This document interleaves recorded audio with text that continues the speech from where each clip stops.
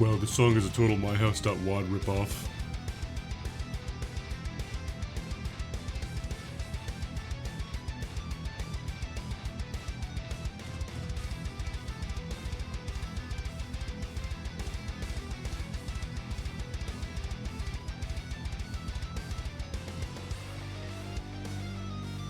Doom 2 can rent a car, but it can't drive under any bridges, otherwise it'll crash into them.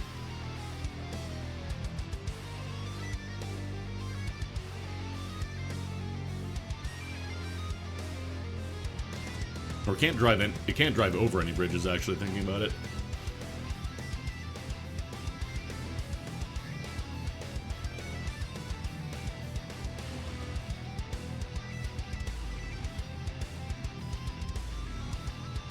As much as I don't want to say it, Doom 2 is 30 years old today. October 10th, 1994 is when Doom 2 came out.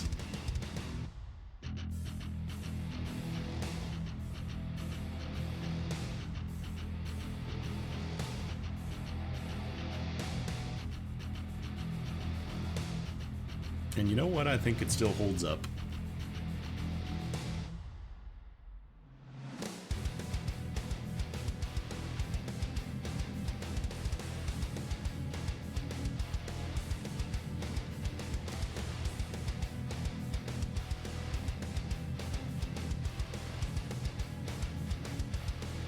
I'm trying to remember. I think I got my first copy of Doom 2. It was a bunch of floppies of questionable legality from a friend of my brother.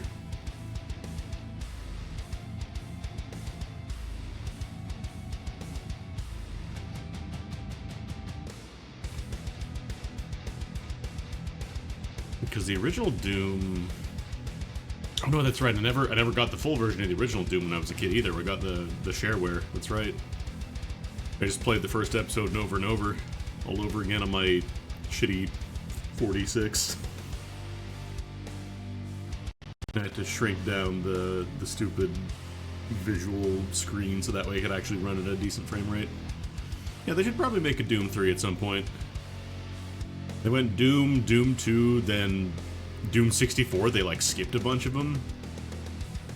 And then they just went to making Doom again, and then Doom Eternal, which doesn't even have a number.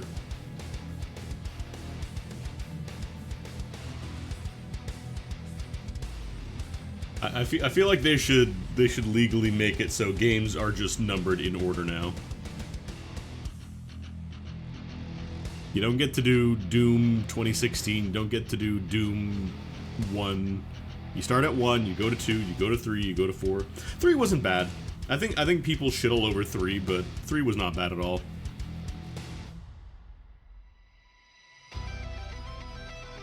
The biggest thing was they went a little too hard on showing off the lighting and making it so that you basically had to choose between seeing what you were able to shoot versus having the flashlight and being helpless, so that's why the first mod everybody installed was the duct tape mod, which let you put your flashlight on guns. But the lighting stuff was really cool for its time. Like this, you gotta remember, this was 2004, I think, when Doom 3 came out? 20-year-old game.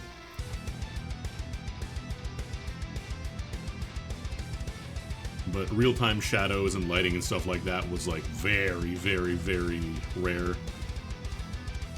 Most lighting in video games would be like done with tricks if there was ever like an illusion of, you know, a shadow being cast.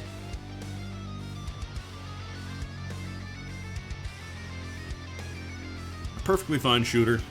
Not quite as, you know, iconic as Doom 1 and 2. Those literally defined the genre.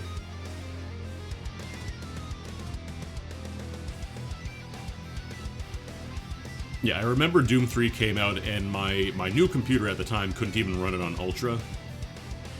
Like, I had to just stick with, I think it was either high or medium graphics at the time, so... They definitely wanted to show off their cool new stuff.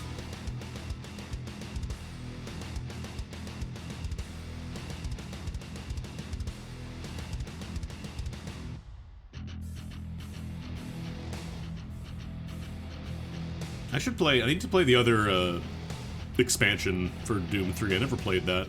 I only ever played Vanilla Doom 3 when it first came out. Well, Deus Ex Invisible War, didn't that change a lot of the stuff? Like, every piece of ammo was universal at that point? So there wasn't really as much inventory management, because it was just every gun used the same amount of ammo, just a different amount of ammo. I never played Invisible War, but I heard that one was not quite, the original Deus Ex. Oh, where the levels are really small. But yeah, we're gonna play some Doom 2. If you have ever bought Doom 1 or 2 in the past on Steam, congratulations, you now own the entire thing. They updated this port again. This is the one that's on Steam. If you just run it from Steam, this is the one you get now. So if you go to, you know, you have all these now. You have Doom 1, Doom 2. I'm pretty sure they just give everybody now the master levels, Evolution, Plutonia, No Rest for the Living, Sigil, and then Legacy of Rust, which is the brand new Doom 2 level pack. This is the one that adds a couple of new monsters and weapons and stuff. Oh, you can see it on the screen there. I need to try this one again on maybe not too rough, or whatever the middle difficulty is, because I think I need to swallow my pride and not play it on ultraviolence, because it felt a little too hard. But we're gonna be playing Doom 2 today.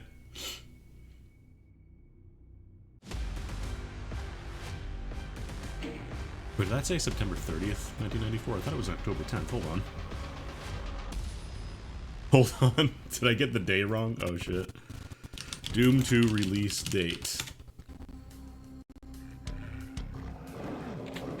No, it says released for DOS on October 10th, 1994. Weird. Maybe that's the day it went gold or something? I don't know. Actually, no, they wouldn't have gone gold like 2 weeks before the release day. That's weird. I don't know. Google says October 10th, but this game is saying September 30th, so I don't know. Anyways, we're gonna play some Doom 2. It's Doom 2. It's frickin' Doom 2. So this is the new port. Originally it was like a port of Doom in Unity. Now this is on Kex, K-E-X, I believe. So it's not quite the same as the Unity one if you played that. I think it's generally considered this is a better port. I don't really like the HUD. If you go to display, where is it? Screen size. So in most source ports, you get like a little guy in the corner there. Here you have this kind of really big health and armor and ammo display bar at the bottom that kind of stays there. You can't really move it by default.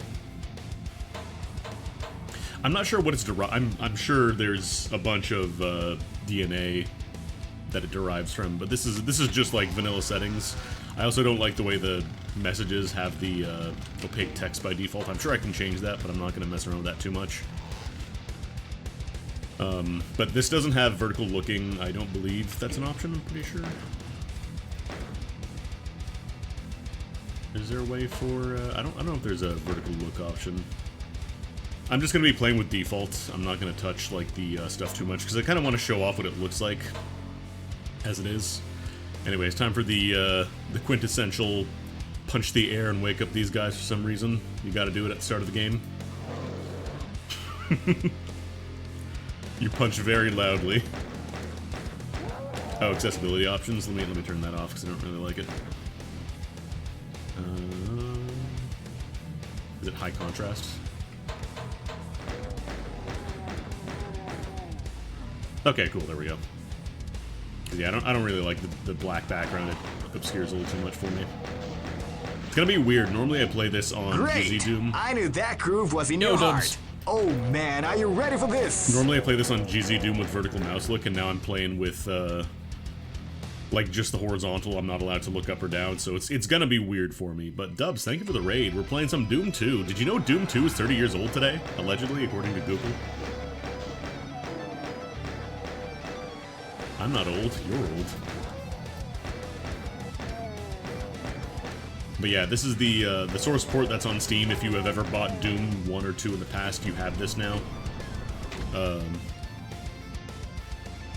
Yeah, unfortunately, I'm also older than Doom. I don't like it. They do have the green health packs because of the Geneva Convention, you are not allowed to have red health packs, apparently.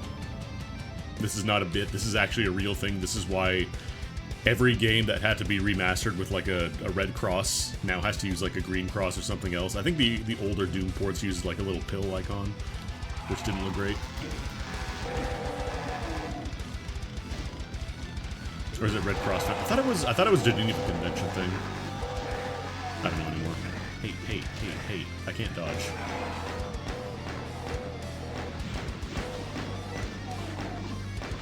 There's also crosshair, you can turn that off, I believe. I'm pretty sure you can.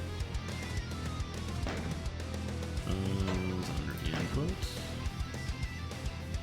Or maybe it was display. No.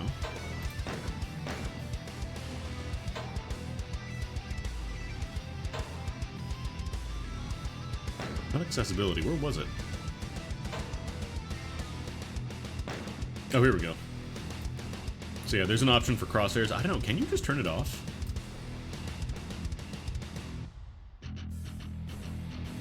I don't know if there's a way to turn off the crosshair, actually. One of the other cool things, I didn't show it off because I just started from the beginning, but there's an option to pistol start every level as well. If you want to do that, if you're into the pistol starting deal. Is there another health pack? I need one. Is that oh yeah, that's probably a good idea, actually. There we go. Found it. And by found that, I mean somebody in chat told me where it was. I love the little sound hole. It's also weird playing a non-GZ Doom port and not hearing the secret noise every time you cross a secret boundary.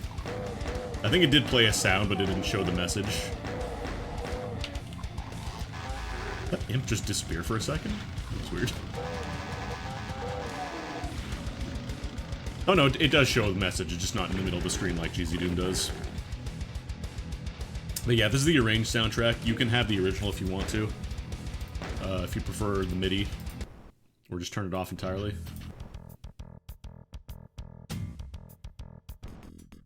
Or you can do FM synth if you want to have it like what would this be, ad-lib? Kind of like if you were playing on an ad-lib card.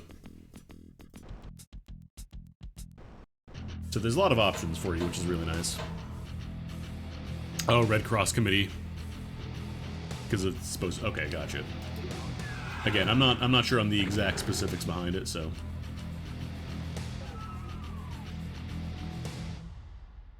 Oh right, I gotta jump on the thing.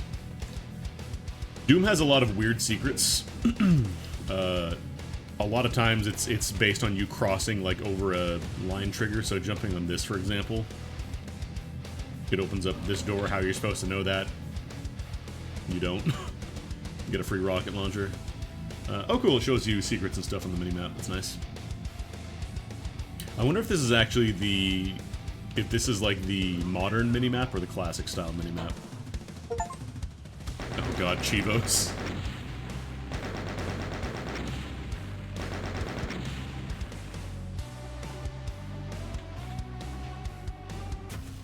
But yeah, there's options for sound if you want it to sound like as authentic to the original as you want.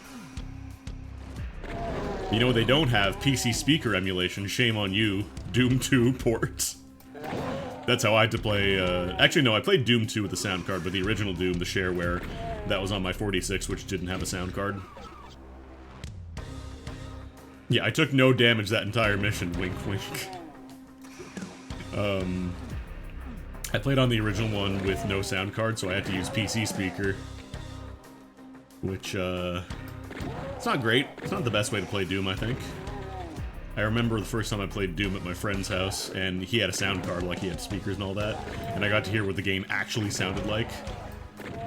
Like, holy shit, I need a sound card.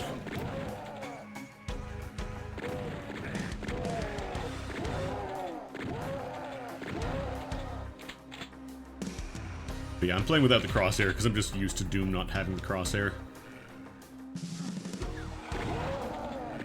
That was a really bad idea. I shouldn't have tried to point blank the shotgun guy.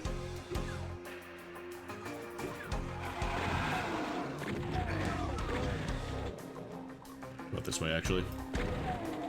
Actually, I wonder if this also has the secret level that they put in the Xbox port.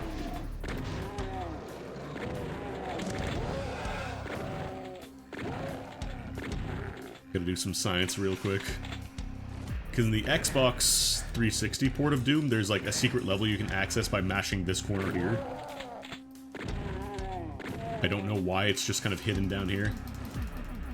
Okay, no, it doesn't look like there is a secret level here, so... Makes sense. It was kind of a weird one. I don't know why they did it. Actually, I don't really want to teleport back because I think there's some guys in the hallway here. I'll kill them. Or do they all rotate out now? Oh, right, I never got the super shotgun. The entire reason you played Doom 2. Right, I forgot about that. I'm also playing with slightly higher brightness than default because I want people to be able to see stuff on stream. Doom is kind of a dark game. Oh. Oh. Super shotgun. It also has the, like, scroll wheel options for selecting weapons if you want. I'm so used to pressing the numbers, I probably will never be doing that, but it's there if you want it. Kind of a waste to use it in these guys, but you gotta show it off. It's the super shotgun. It's important.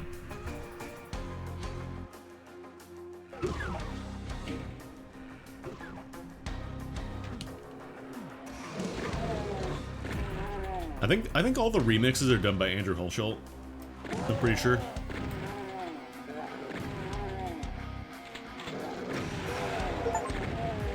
It's so weird getting achievements in Doom, man.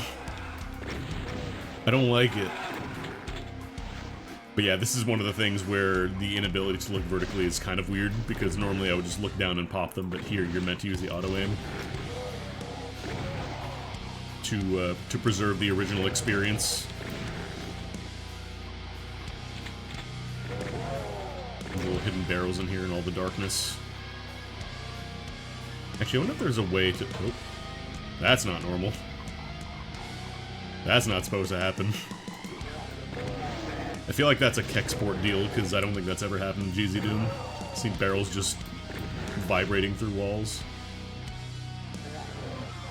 What's going on there? It's really weird. It's like inside the wall. Get out.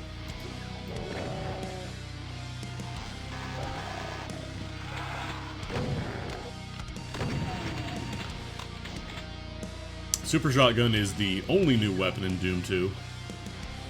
It's kind of the only other new weapon you really need, if I'm being honest. It's very powerful. You will melt hordes of dudes with this like regular guys. You'll kill like 5, 6 at a time, and then you can like one-shot pinkies, you can take out multiple imps, which is really good.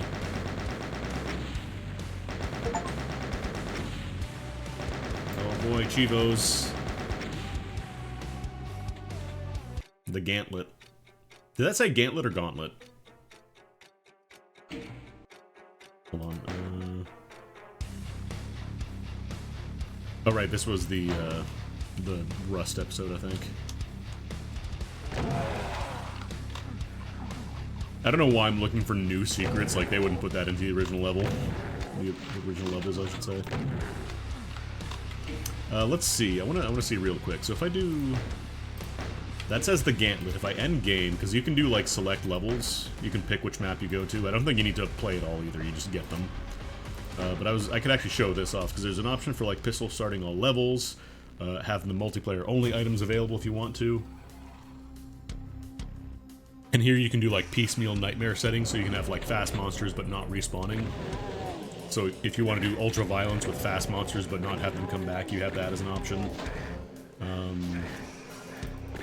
Okay, this also says Gantlet, so they did not update it. Good.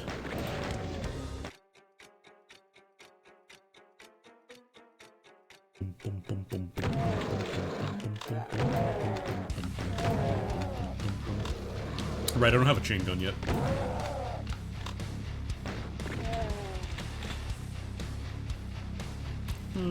I want to trip the... Yeah. I was gonna say, I want to trip the ambush here, but I don't want to take the blue armor just yet. I know I could have just gone up here and done the stuff, but eh.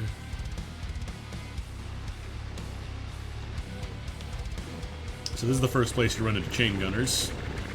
Do a little bit of infighting, let them handle some of the imps on the other side. Save some ammo.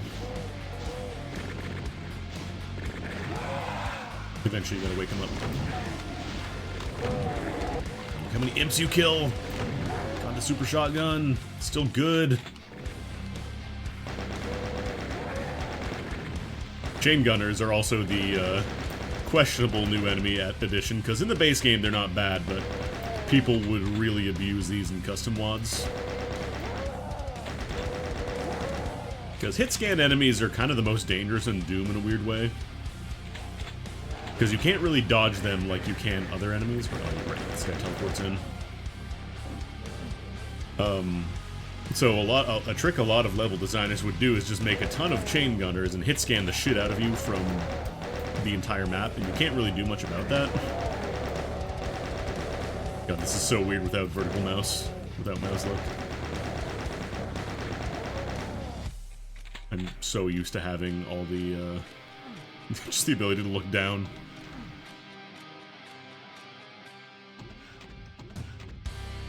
I know about the secret down there, I just want to kill all these guys first. Chain gun is really good for killing regular dudes. Zombie men, shotgun guys, imps to a lesser extent, Lost Souls. I wouldn't really use it for pinkies and stuff though, your shotgun's better for that.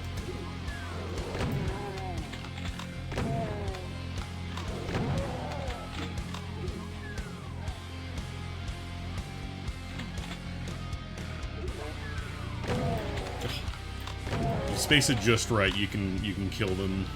I mostly have the angle on the super shotgun down, although it's still I miss every now and then. Alright, so there's a little secret over here if you do a little run jump. A little soul sphere, or supercharge, a little partial invisibility, the power down. Actually no, the partial invisibility is good for hit scanners. Not so much for imps because it makes their shots erratic and unpredictable.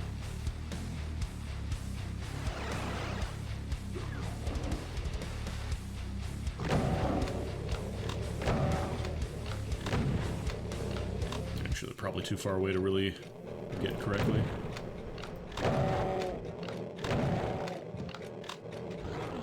Oh, do they have the infinitely tall enemies in this port? That's another thing I'm so used to from GZ Doom. Enemies in Doom 1 and 2 in the original release have infinitely tall vertical hitboxes. Or I should say collision boxes, not hitboxes. You can't just shoot above them and kill them. You have to be able to auto-aim and shoot them. It's a little weird, but basically you can't walk over another enemy. Like, you'll just get caught on nothing, and if it's a melee enemy, for example, if it's like an imp, and they're at the top of an elevator, they'll just claw you while you can't do anything to them. Yeah, one thing I'm noticing, there's like a lot of weird flickering with the corpses and stuff. Kind of strange. Alright, that's 100%.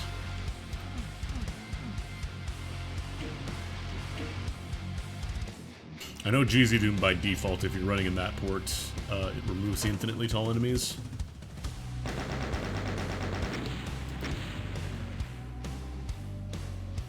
Par 2 minutes.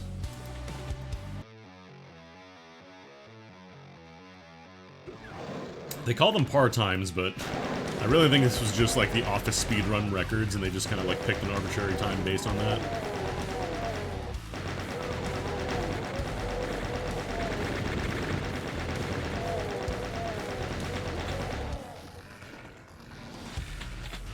I do wish there was a way to change the flashing. Here we go. Because I don't really care for the flashing whenever you pick stuff up in Doom. It's kind of very distracting. I wouldn't mind like a little flash, but by default it's very bright and kind of obnoxious.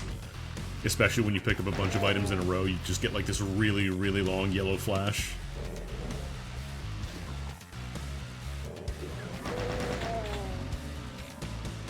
Yeah, I think it does play like a very faint noise when you find a secret, but it's not nearly as noticeable as in GZ Doom.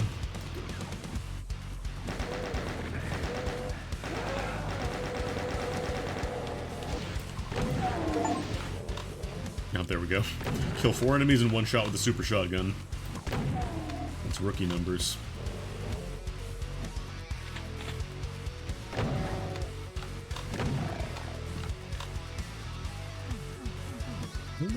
Oh, do I don't think I hit the button yet.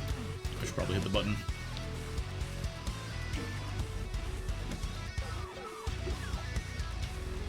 I haven't played through Doom 2, like, not vanilla, obviously, this is a port, but I haven't played through Doom 2 without any, like, mods or anything in a minute.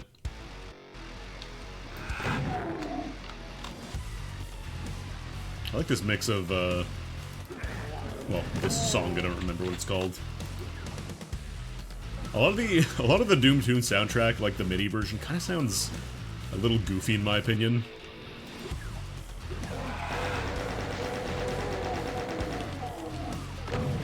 I think another thing with Doom 3 they tried to go for is like the darkness, like the dark bits here where you would have like, you know, very limited light in certain areas and you were kind of meant to use that as a way for the enemies to ambush you. They tried to kind of recreate that.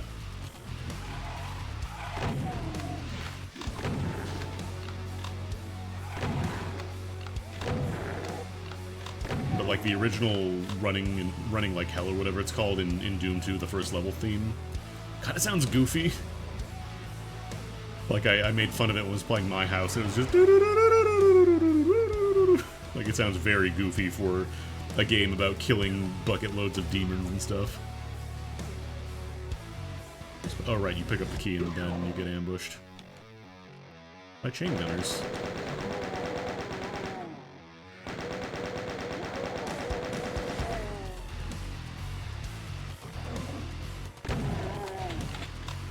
Also, God, I can't believe I came back from having no internet for like 4 days to Nintendo announcing a fucking alarm clock for $100.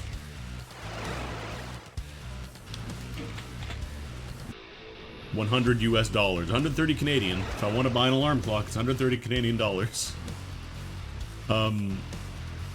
Apparently, like, it does get updates from the internet, but I'm not sure how it's gonna work. And yeah, you can't have anybody else in the same bed, because if you are, it apparently will fuck up if multiple people are in the same bed, so you just need to press it manually. And in that case, you might as well just use the little alarm clock you have on your phone. Alright, we're good.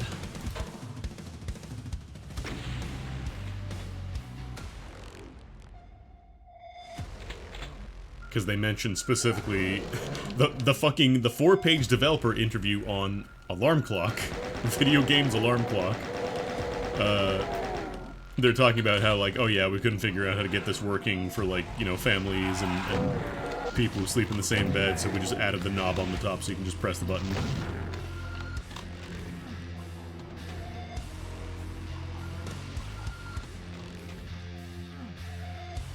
Try and say, actually I could use that Soul Sphere.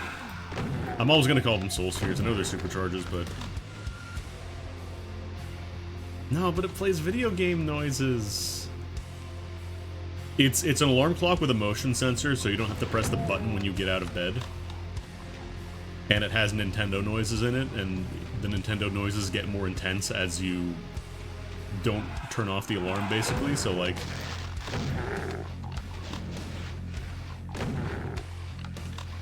it's a $100 alarm clock. Nintendo is selling you a $100 alarm clock with video game. Yeah, I might as well just take that now, actually.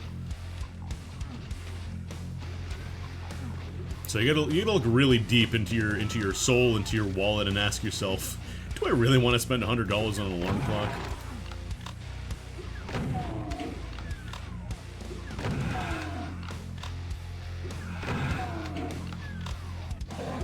I would love for somebody to flex and release like an app on a phone that does like the exact same thing, like it has a motion sensor and you just set it up by your bed. It just uses the camera on your phone to check whether or not there's motion if you're getting up, and it does the exact same thing, but it doesn't cost $100.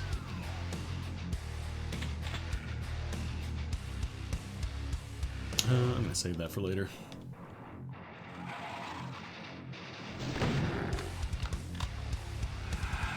I forgot how dark Doom 2 is by default. I think I even have it bumped up like a tiny bit.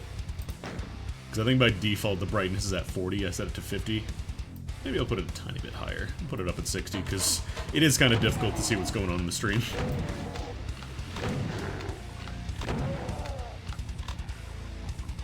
But yeah,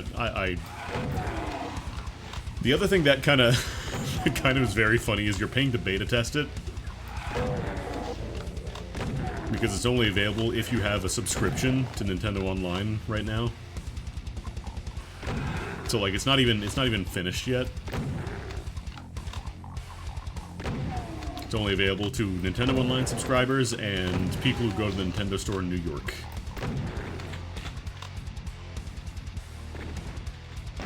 Yeah, no, that's the other thing. Like, if you make it a song that you enjoy, because I've made that mistake in the past.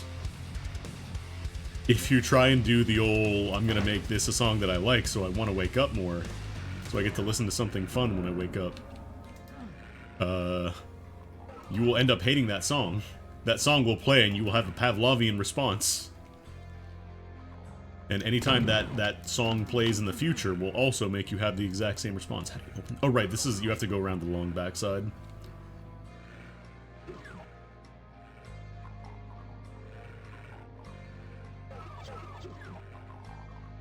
I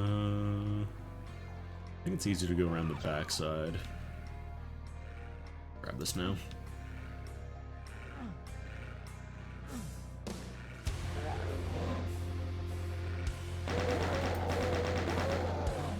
Like, I used to use the Metal Gear codec noise for my ringtone on my really, really old phone back in, like, 2006, I think. And, I would just have that Pavlovian response whenever I would, like, play Metal Gear and just hear that song, that sound, or watch a video of Metal Gear and hear that noise. You don't want it. It's bad.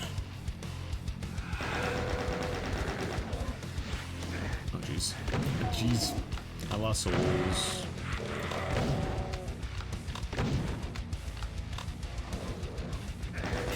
I see the silhouette of a chain gunner.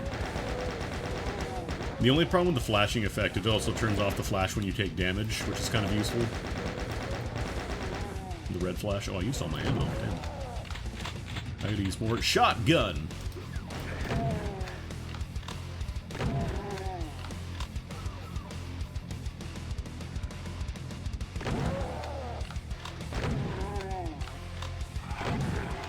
It's kind of the same problem I have with Deadlock, where it's really easy to miss that I'm taking a ton of damage if you're not paying attention to your health. You okay, bud? You good? You good? He's not good. He's not having a great day. Alright, that's the red key.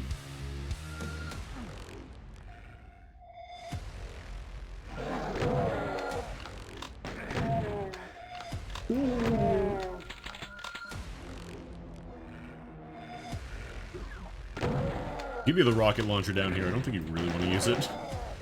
It's a really bad place to be using rocket launcher IMO.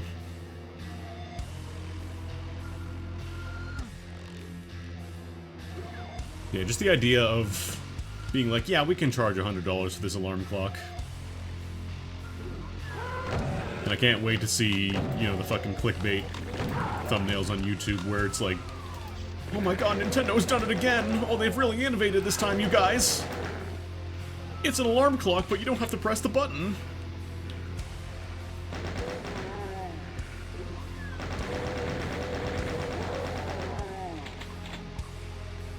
Oh, right, this is the one where you have to press the torch, and it opens up a secret. The really, really weird one. Oh, right, this port doesn't have jumping, so I have to go all the way around again. One of the things I do miss about GZ Doom is the ability to jump, because, you know, most Doom maps, you don't ever have to press the jump button. It wasn't designed with jumping in the original engine. But it's nice to have the option in case it's something like this, where you have to go all the way around to do another attempt at something. Actually, can I do this with the wall? No, I think you have to go the long way around again. I want that plasma gun, damn it. It is this one, right? Yeah, it's that one. Because for whatever reason, you have to interact with this torch, which opens up the secret to get the plasma gun.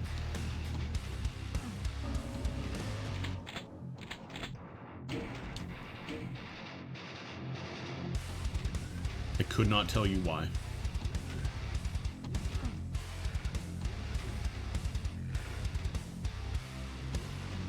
Oh, I think I also turned off, Yeah, this port has the option for pitch shifting sounds where there's like randomized pitches to make it sound slightly different. I don't really like it because it makes it sound really weird.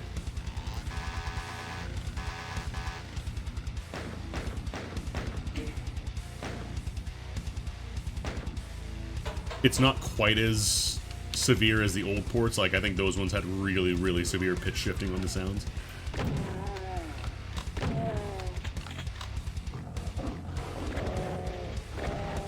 Yeah, there you go. Like enemies having higher pitched pain noises. It's weird to me. I have played original Doom for so long that having enemies make slightly different noises is very scary. I don't like it.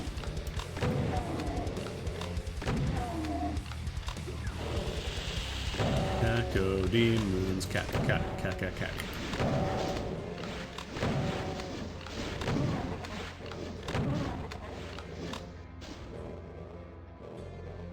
I wonder if this version also changes the way the RNG works.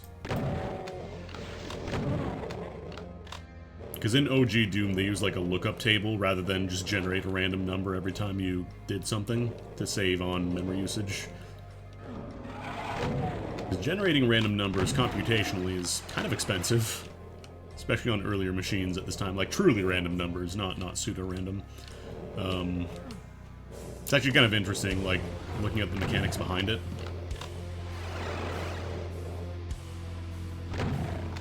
Because basically, rather than generate a random number, Doom just made a table with a bunch of random numbers picked in an order between 1 and 255 or whatever. And so whenever Doom needs a random number for something, it just goes down the table and picks the next number in the list. There's another monster down here.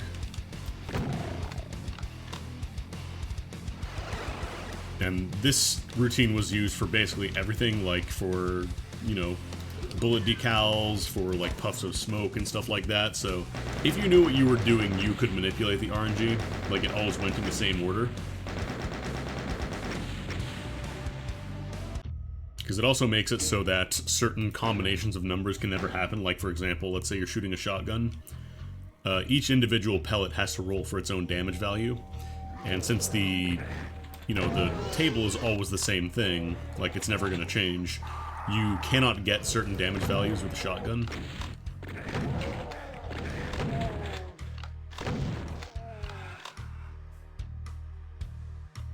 So I don't know if this port changes those numbers. You can actually get like certain one-hit kills that you couldn't get before. It changes thresholds.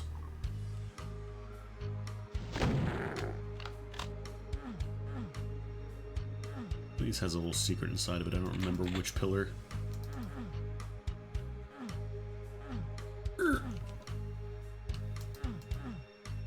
So let me see something real quick. Okay, so this does use the classic style of auto map where it doesn't actually update it until you close and open it again. Because I think more modern source ports let you have the more modern style auto map where when you're looking at a wall, like it updates in real time. Whereas here, like you have to close and open it, so it's a little bit of a bummer. Isn't like one of the things where you have to shoot the wall, is it? No. I know there's like a megasphere in one of these, just don't remember where. There it is. Or the soul sphere, whatever it's called.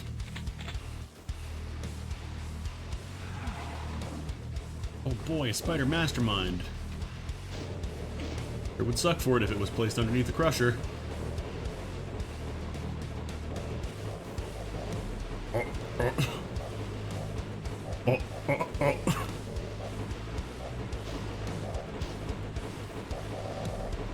I don't know if that's accurate to the original. The sound's getting interrupted. I feel like it did play the whole noise, whereas here it's kind of getting interrupted. Also, one crush is not enough. We'll just wait a second. I think this is just like a Baron of Hell on the lower difficulties. I wonder if there's an achievement for killing the Spider Mastermind without actually using the crusher. There probably is. Could you die? There we go, jeez.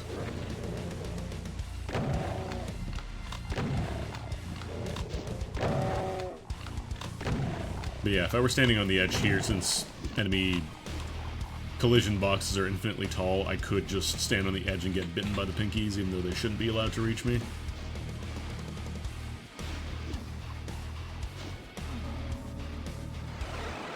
So I love that this is considered a secret area, despite the fact that it's just a fallback for in case you fall in the sludge.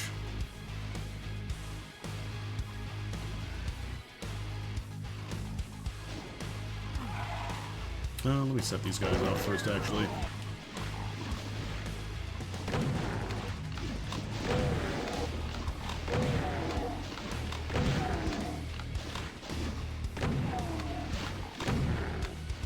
Couple plasma packs up here, I'm gonna grab those.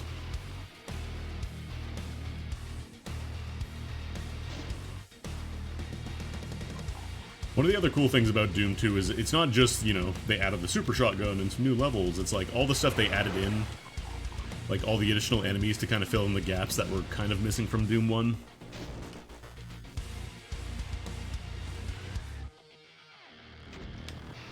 Because, like, Barons of Hell were kind of the only real option for a boss that wasn't just, you know, Spider Mastermind. And Spider Mastermind is not exactly something you just want to drop in to a level. There's also the Cyber Demon, but obviously that's kind of a big jump up as well. Because nothing really used rockets against you in Vanilla Doom, so it's like having an option for that is good. But then you've also got the Revenants and stuff for a slightly less lethal rocket, but at the same time still very dangerous. I think my big issue with the Crusher is that you kind of have to do this loop around a bunch.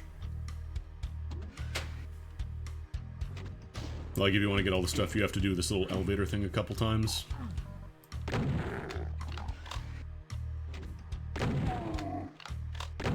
Honestly, I think most of it was just kind of a show-off piece for the fact that they have a level built around crushing as a feature. Rather than just, it only happens here, too. Because, like, they kind of had crushers in Doom 1 and, like, the second episode. I think the first level had some crushers, but they were just kind of there as well. Alright, it opens up the little enemy hidey hole here. I need to save some shotgun ammo, actually. There's a bunch of it.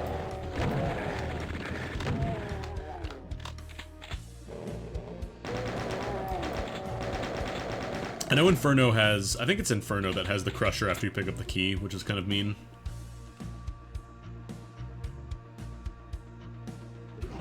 A little rude.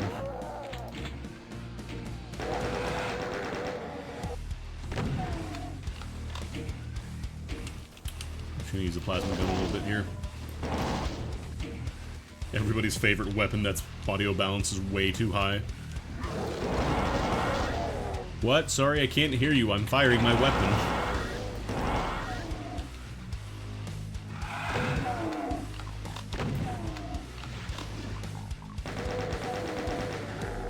Yeah, playing without... I'm so used to vertical looking in Source Sports now that playing without it is weird. It doesn't feel natural, even though that's how Doom was.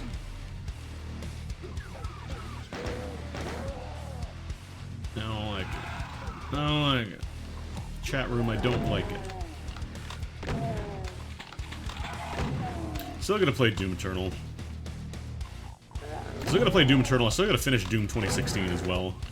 I think I got like about a third of the way into the game, and then I lost a bunch of progress because I fell through the map, and I hadn't saved in a while, and I didn't really want to continue playing after that. It's on me for not mashing quick save like a lunatic, but still, feels bad. I mean, I don't mind a bit of a longer campaign for like a Doom game, it's just that one thing kind of killed a lot of my motivation to keep playing, you know?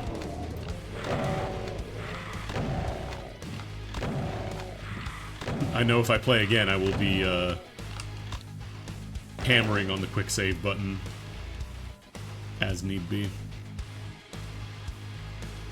You didn't think I forgot about this secret, did you? Oops. The first third of Doom 2 I'm mostly like pretty memorized on. It's just like the latest bit. The later bits, once you get into the city stages, the Earth stages, that's when it kind of becomes a little... Nobody wants to memorize the Earth stages. Oh my god. Can't do it. You have to be like really far away. It's jumping vertical stuff in Doom is weird. Like it's possible, but it's just clearly not designed around it.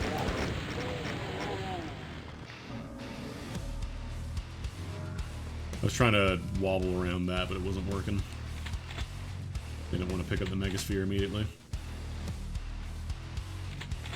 Actually, I don't really want to go all the way back here, if I'm being honest.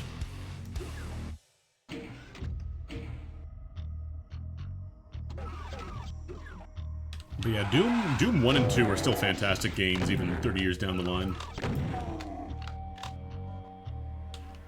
It's rare for games to hold up for that long, in my opinion.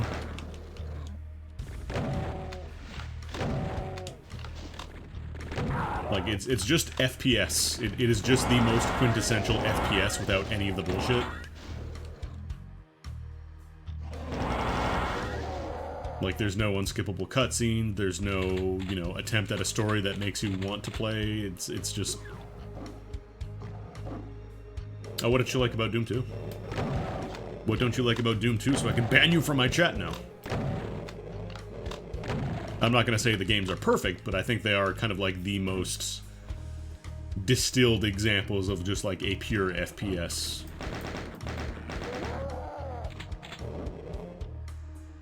Keeps me coming back and playing even after all these years. Doom Tomb, that's right.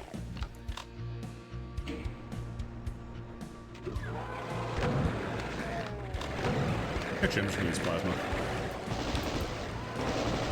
When in doubt, use plasma. Oh boy, Chivo. Yeah, Doom 2, the campaign, I don't think it's quite as tight as Doom 1, although that's, you know, because they had Romero working on Quake and eventually Daikatana. Yeah, I don't like getting Chivos in Doom, it doesn't feel good.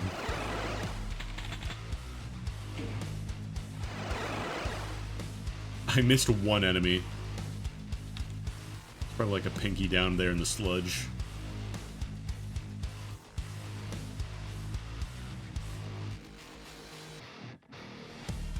Like, I'm not gonna sit here and be like, oh, Doom 2 or Doom 1's levels were all incredible. They were all the best levels.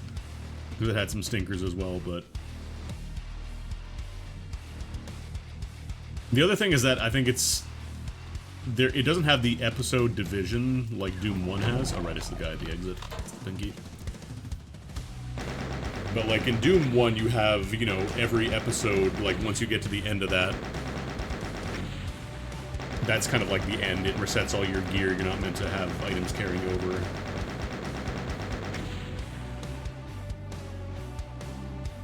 Actually, you know what I should do? I should probably look up the quick save button. Okay, not there we go. I was gonna say, we really can't skip that. Input. What is quick save set to?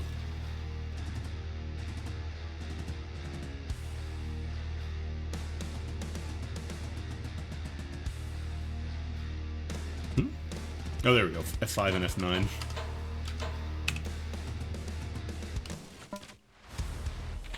That was a weird noise. When I picked up the backpack, it just kind of went boop, as opposed to boop. There's a really important difference. Shut up, I can notice it. I can tell these things. Oh god, without the flashing, it's really weird. Fighting Mancubi. Mancubus.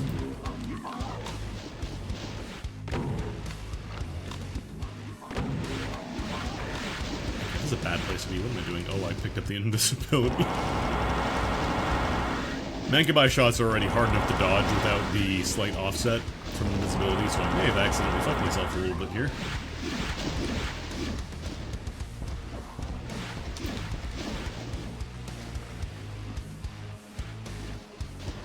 Actually, I'm just gonna eat the other one now, too, so I don't accidentally touch it while fighting the Arachnotrons. It's also such a minor thing. I love... Excuse me. I love how you can see the eyeballs, like, they fall into his exposed brain and come out their mouth when they die. Like, look carefully. Look at the green bits on the eyes there. Might be hard to tell. Why are we switching to fist by default? Excuse me? Oh yeah, you can't see from up there. That's unfortunate.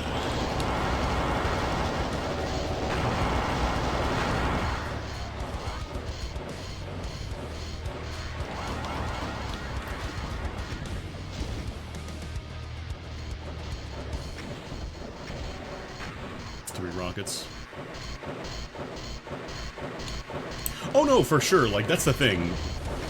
Like, Doom was basically given to the community, because they open sourced it, like, I think it was like 98, I want to say, they made Doom open source, Doom 1 and 2. So, like, yes, obviously, an entire community who has been working on the game for 30 plus years, like, there will be better options available.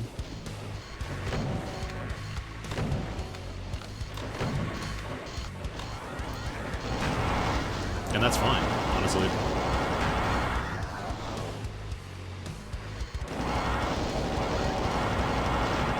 Like, will the base games get the most appreciation and attention? Sure, because that's the one that most people remember playing.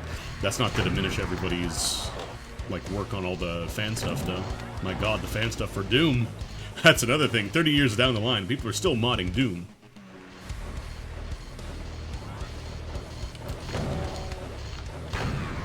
You can download mods for, I mean, fucking Ring Racers. One of my favorite mods for, technically for Doom, is a mod that turns it into a racing game. A racing game with no guns or violence, aside from the violence you inflict on your friends. But that's more emotional violence rather than physical violence. Alright. We have deaded simpled.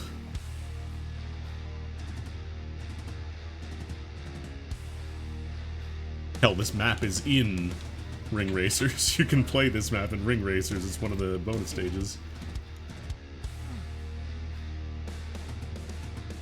Or actually, I guess, one of the multiplayer maps, technically, because all the bonus stages are multiplayer maps.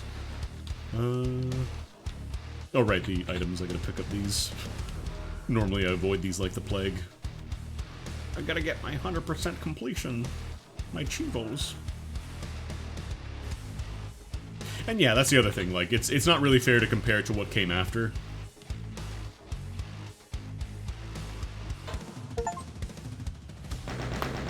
Yeah, Doom owns a house. Doom owns my house, Dublog.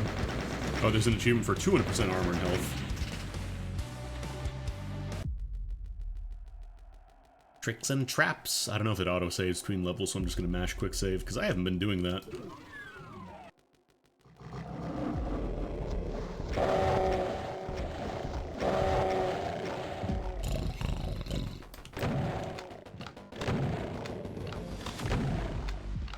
Piggies are so snarly. Love it.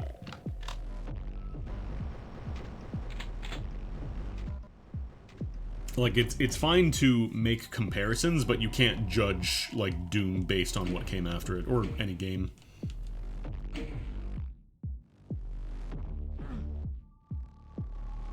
It's an interesting mix of this level's theme.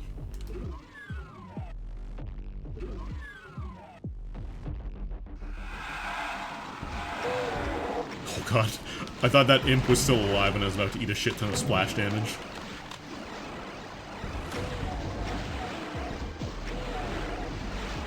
Splash damage in Doom is very, very painful.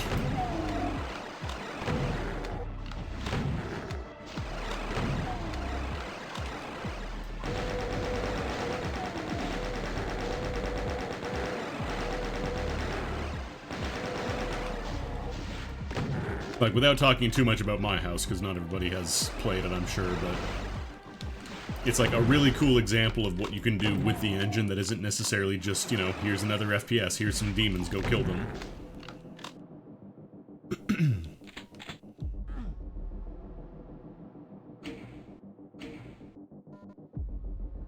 Actually, that reminds me, I wanna back up my post about my house from co-host.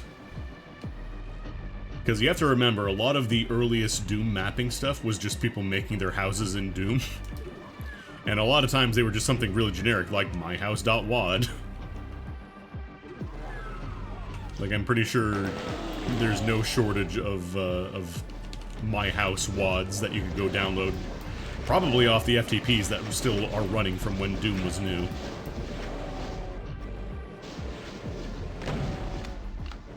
God, fucking Grover House.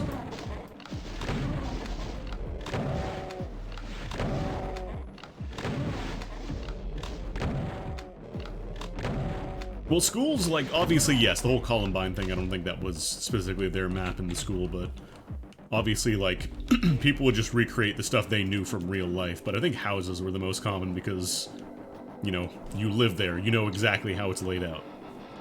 You know exactly where to put the corridor that's way too big, but you don't want to get stuck by a single imp. Woo! Oh boy. You know what? Oh right, the BFG's in the other room, isn't it? Probably get my rockets out.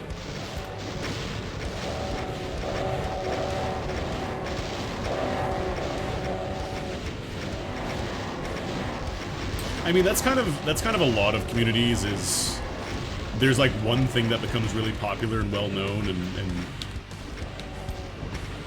people tend to pay attention to that. Oh, right, rockets are very good against Cyber. Very cool.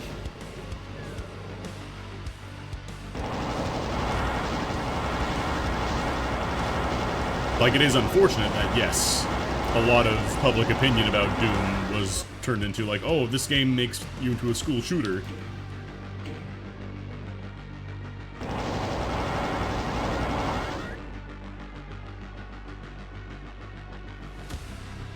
It's the same kind of thing they aimed at, like, Satanic Panic back in the 70s and 80s when D&D started to become popular. It was like, oh, that game makes your kid into Satanists. They'll worship the devil and they'll make sacrifices.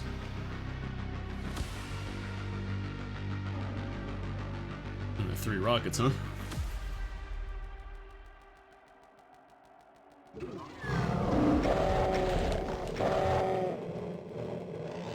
Anyways.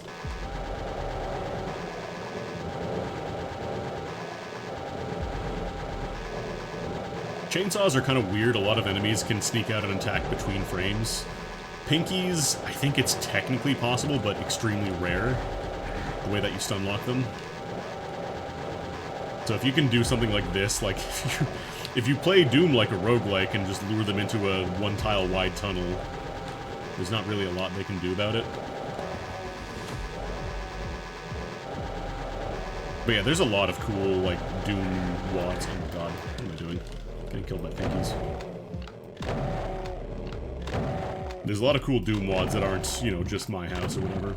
For example, Ring Racers. Fucking play Ring Racers.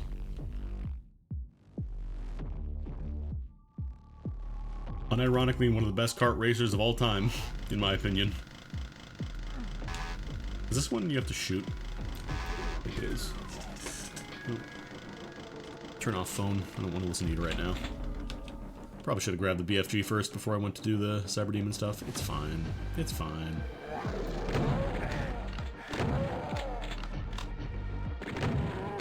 I love how many backpacks show up here. Backpacks are realistically, you only need the one. And then you're good, unless you're like really, really hurting on ammo and stuff.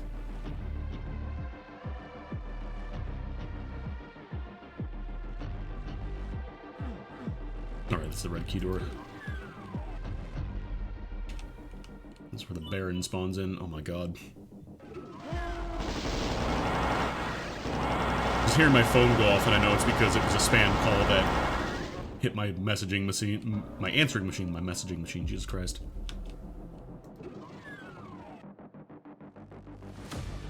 I am kind of curious, like, I do want to try pistol starting Doom at some point. I think it'd be fun.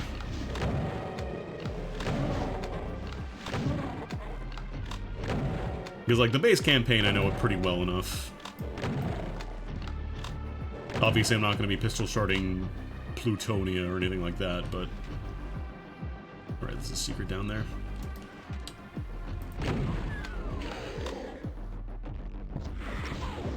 Ow! Ow! Ow!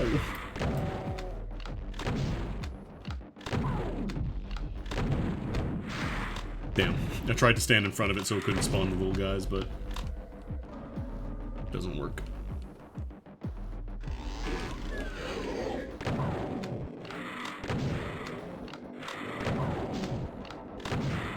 I think a lot of map makers now kind of design their maps with pistol starting in mind.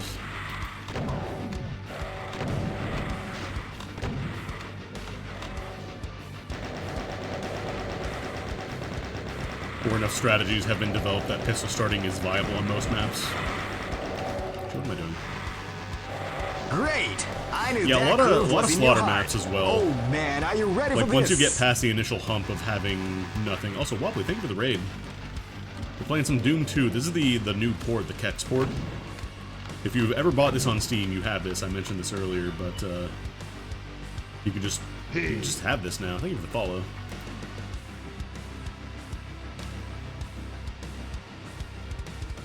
I'm pretty sure they did bump up anybody who owns like any version of Doom.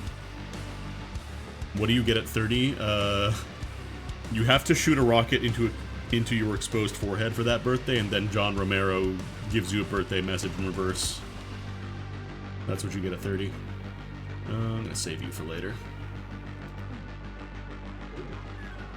Oh right, this is the one.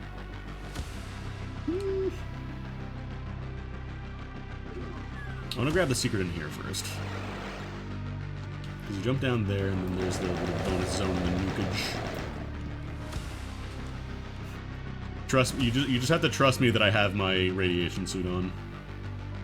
Alright, it's just a box of rockets and some plasma, it's not even a lot. Yeah, you get... That is the being 30 experience. You accidentally, like, stretch in a weird way, and then you're out of commission for a day, if not more. But yeah, thank you for the raid, Wobbly. We're playing some Doom 2. Mostly vanilla. We have the arranged soundtrack by Andrew Hulshult. He does good stuff. What is the invincibility? There you are. Okay, cool. I'm gonna save some ammo.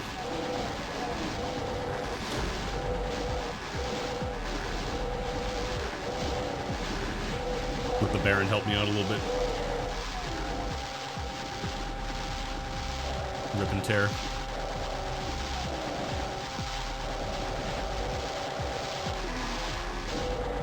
You get to hear meat ripping dot wave over and over again. Oh.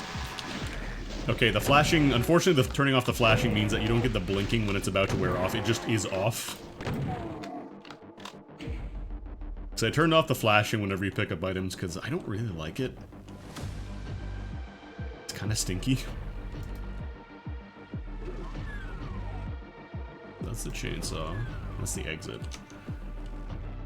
There's 2 more items. I know it's the one in the nukage. I don't really want to grab those. I'm not super concerned with getting 100%. I guess we'll grab this. And, actually, there is an enemy at the end here, isn't there? I will save just because it's very possible to fall down at the very last bit and have to restart the entire stage. Because I don't remember if they give you an escape route if you fall in the nukage there.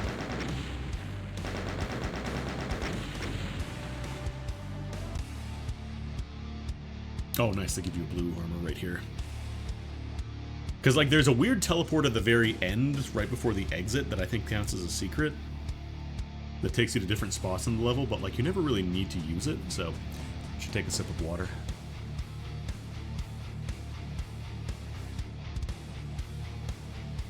It's not even that I have to, like, I can pause Doom. It's not like Doom doesn't have a pause button.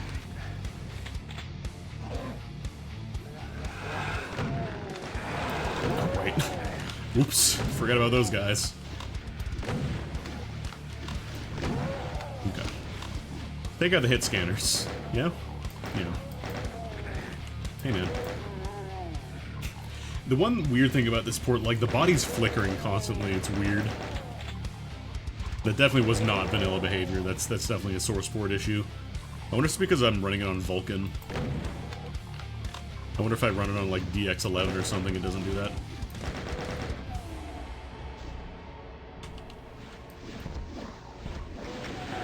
Whoa. Oh, I got all of them. Nice. shotgunner? Maybe I should turn the flashing back on, because...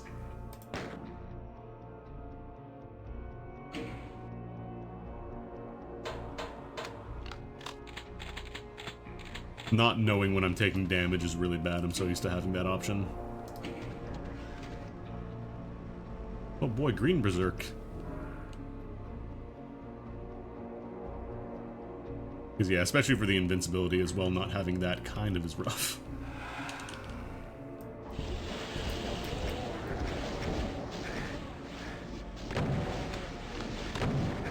I'm very tempted to try and berserk punch the Cacos, but I don't really want to. Oh right, these guys pop up.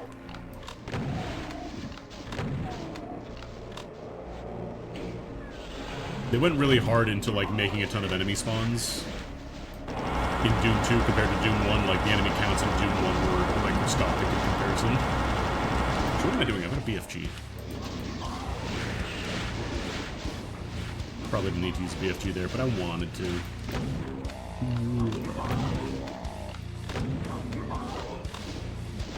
Oh, damn. The one pixel around the corner there. I'm gonna die. Jeez. Should not be dying this early in Doom 2. Holy crap. I'm getting rusty.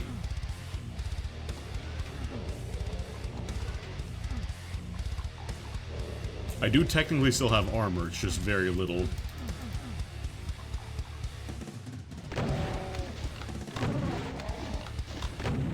It's the blue armor, which is additional defense, but at the same time, 10 isn't going to do a lot for me. Is there any health down here? Yes, there is. I'm going to grab that.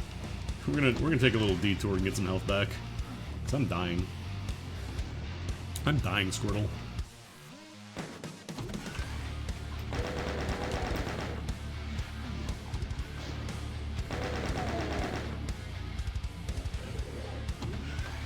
I just heard a pain elemental wake up. Oh, there you are. Air shot. Impressive. There's another FPS. Like, I need to play more of the Quake games. I think I played, like, the first episode of Quake, like the original. Never really tried the other ones. I played, like, a tiny bit of Quake 2. And then Quake 3, obviously, was mostly meant to be a multiplayer game. Quake 4 was built on Doom 3 engine.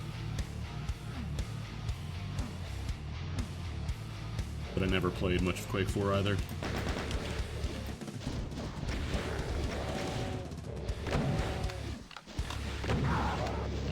Dude, what I remember hearing, Quake 4 like was pretty well received by people who enjoyed Quake. Quake heads.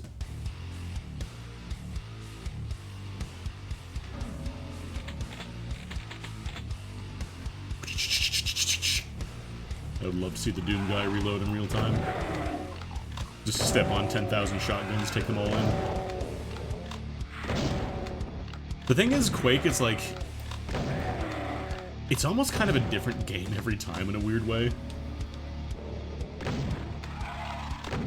Like, Quake 1 was very, like, dingy, gothic, dark fantasy kind of stuff, but not quite full-blown fantasy. You know, it wasn't quite like Hexen. Then Quake 2 onward, I think they went more like futuristic with the aesthetic.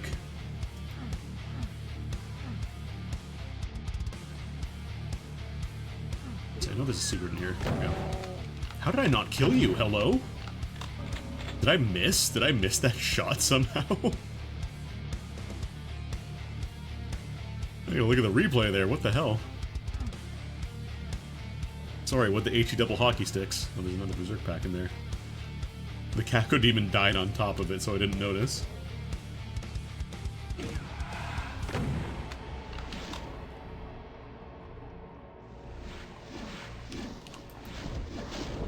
You have to be careful when using rockets with the auto-aim, because if it doesn't go where you want to, it can be really bad.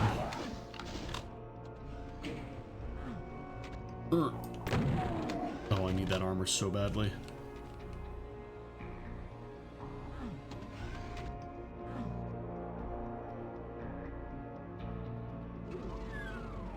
I'm debating if I want to do this bit. I might as well.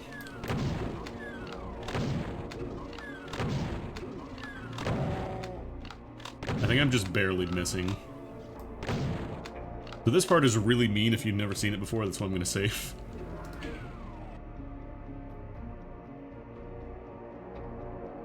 Oh, right, it makes a bridge once you run over.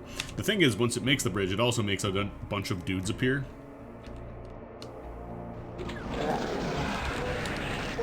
So, I like to have a BFG ready to go. Because otherwise you get trapped by a bunch of chain gunners and shotgunners, and that's a lot of hit scan to dodge.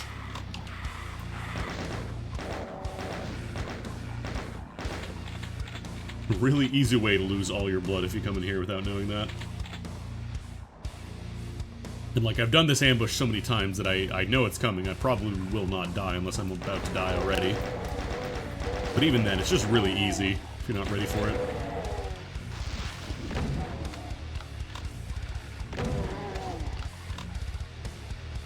I want to just get a little tunnel of love going here. But yeah, hit scanners are usually priority 1 when it comes to like big groups of dudes, which is why that area is so mean. Because they're all hit scanners.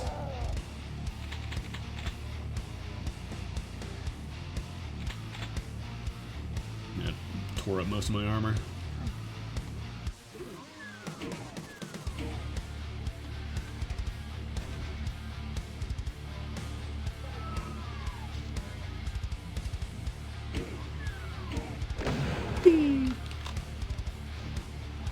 Oh, god damn it. Forgot about you.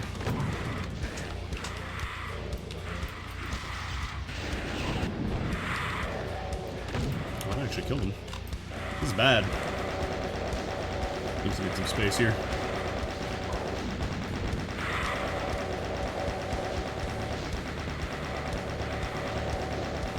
This is not the best way to be fighting all the Lost Souls, but I cannot use rockets when they're around. Because that's how you splash damage yourself to death. I'm also not sure if there's any enemies in the pit that'll eat my, the rocket hitbox and get me killed.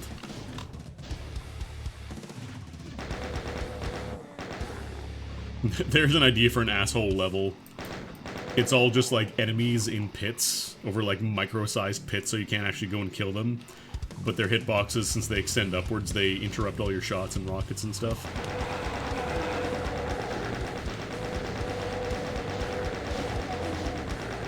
I'm about to die. Holy shit.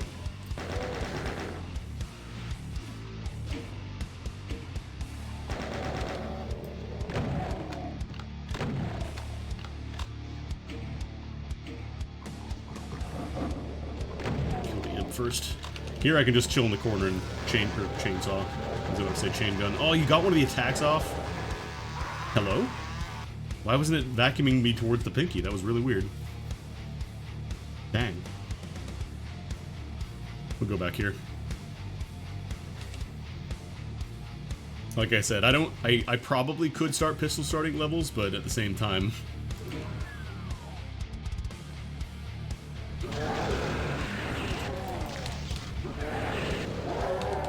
Love that.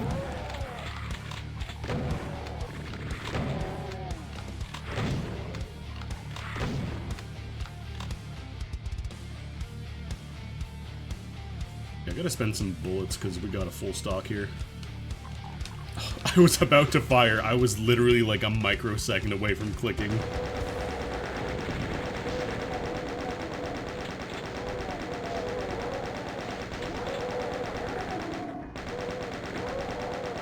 Yeah, enemy counts are way, way higher in Doom 2. They realized, oh, you're not gonna have any trouble with some basic dudes. Like, I don't want to be one of those guys who's like, okay, one encounter's done, game save. Oh, I just took a damage, reload. Oh, I just took a damage, reload.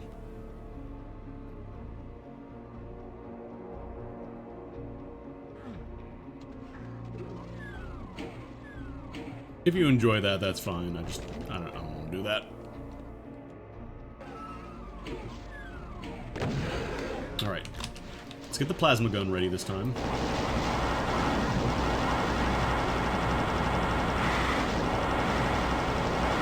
So I don't have to deal with the respawning lost souls constantly. Those pain elementals make more lost souls, the little brown meatball guys. The Cacodemons' more hated cousin. Cacodemons just shoot fireballs. They're not really much of an issue. They're basically just flying imps that have more health.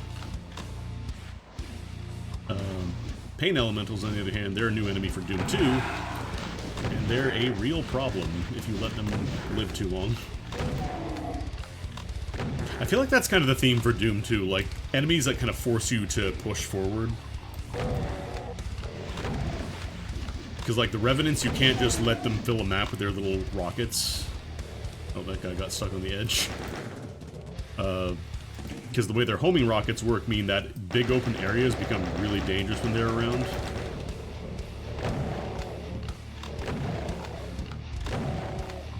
It makes peeking out of cover a lot more scary. And then obviously the Arc Vials are the most dangerous because they just bring anybody back with the exception of like Cyber Demons and Masterminds. Which one do I have to hit here?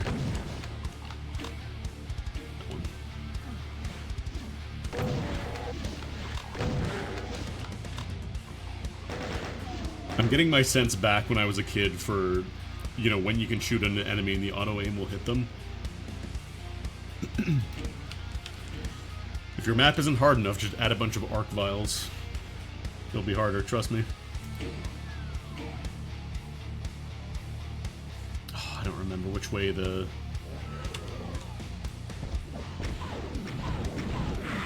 Oh, that was bad. That's why I don't want to point blank rocket fire. It's fine. We'll get that blood back. I clicked. Okay, well, now we get to really try and find out. Okay, it's not over there. I swear there is a hazard suit somewhere there. Okay, we gotta do the staircase bit here too. I forgot about that. This area can be rude. There's a lot of dudes that'll teleport in on you. There's some help down here.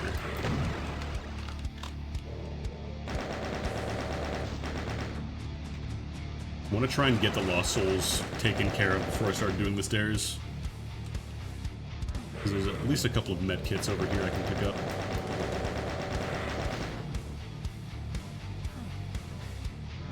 If you try to go to that supercharge, you'll get warped out.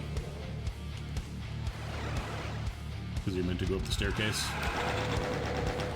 Actually, maybe I shouldn't try. Because the way the stairs come back up, if that happens right as you fire the rocket, you're going to get yourself killed. Depending on the auto-aim, if it decides it wants to hit something that day,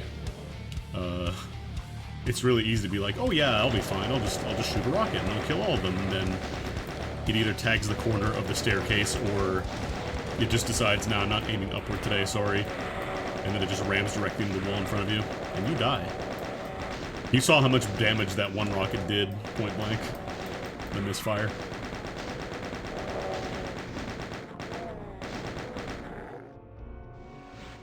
A little trick you can do here on the stairs, where if you just go over the edge, it triggers the line that moves them down. Because the way you're supposed to do this is by quickly moving over the stairs, but you can also just kind of like rub up against the side there, and you'll be fine. There we go. Basically got a soul sphere. Basically a full charge. Oh, that's right. We also got the auto map. Gonna grab some of the shotguns and such that I missed over here. All right, cool.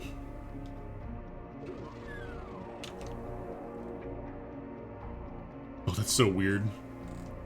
Scroll up is zoom out. That I'm not used to that.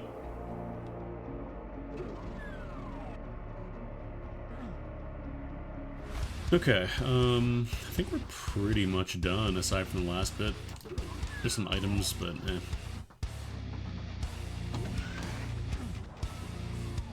We spent long enough on the stage. We can move on. Because here's the Mancubi. Whoa.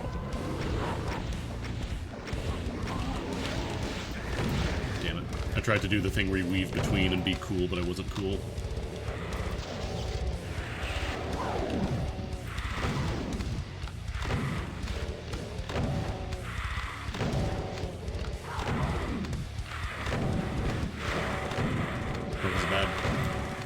know what? We got the ammo. We can just pop a second BFG. It's worth it.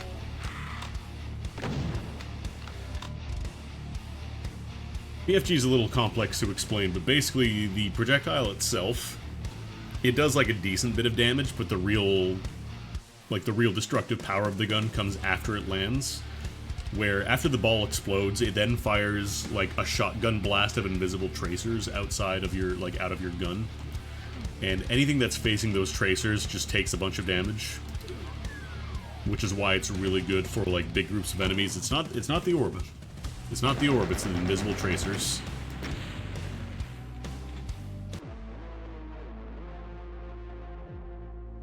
There's the beta version of the BFG that fires like a bunch of Christmas tree looking bullets that isn't very good.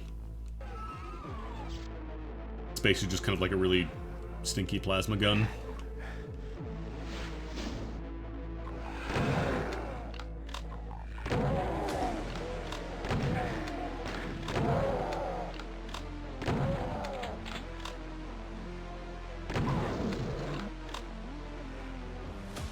I want to shoot the pain elemental, but at the same time, I don't want to waste my super shotgun on one guy, but I guess I'm just going to do it.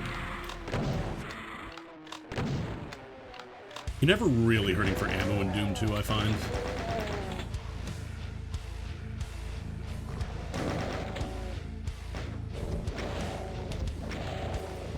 Even on Ultraviolence, like, I'm not playing Nightmare, I don't really care for Nightmare.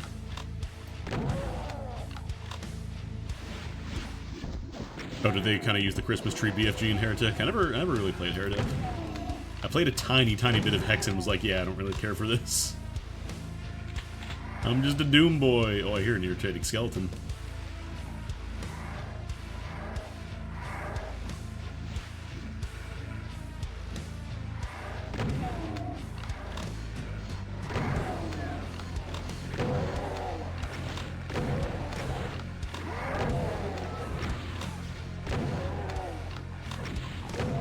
I didn't play a lot of the Doom spin-off game, like, not the spin-off, but, like, the same engine commercial games, if that makes sense. Like Heretic, Hexen, was Dark Forces on the Doom engine? No, Dark Forces was its own engine, I think. Strife, I never played that. I could tell you, for Star Wars games, I played the shit out of Jedi Outcast, though. Oh my god. Was Dark Forces a modified Wolfenstein? That's wild. Like, I know Rise of the Triad was also a modified Wolfenstein engine, but Dark Forces, that's nuts.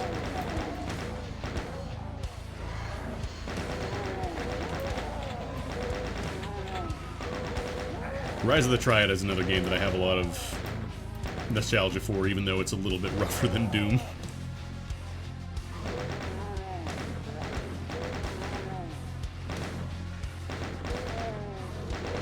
I never played the 2013 remake, but apparently it does not perform super well. Originally, Rise of the Triad was supposed to be Wolfenstein 2, but eventually they just kind of made it its own thing. Yeah, it's a lot crustier than Doom, but in a kind of a fun way.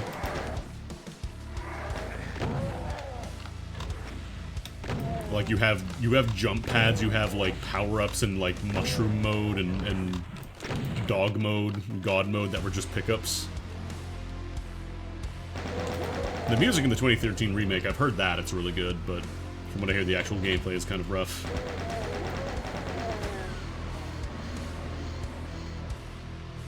Alright, which one is the secret?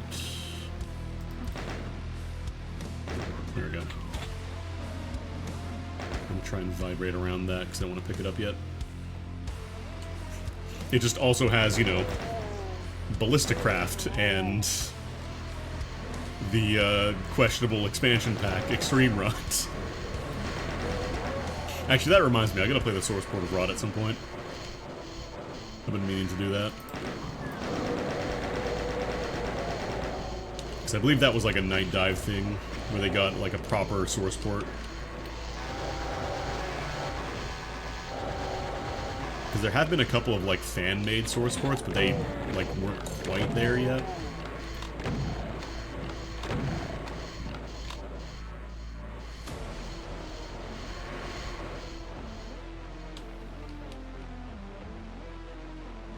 It also had some of the best special weapons, I think. Like, don't get me wrong, you know, Doom, it's iconic with the super shotgun, the BFG, the plasma gun, all that good stuff, but like, man, the firebomb, though.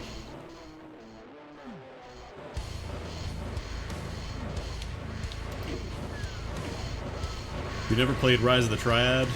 Oh, the firebomb.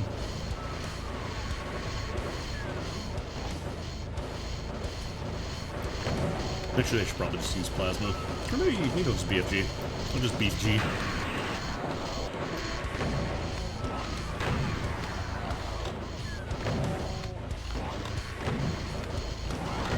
It also had the characters with like different stats and stuff, and didn't really change a whole lot in most cases. It's like you had different speeds and health totals. I don't remember if it was different counts of... I think they all held the same amount of ammo, I'm pretty sure. But like for fairly early FPS, it was pretty cool. I'm sad I never got to play it online with other people, though.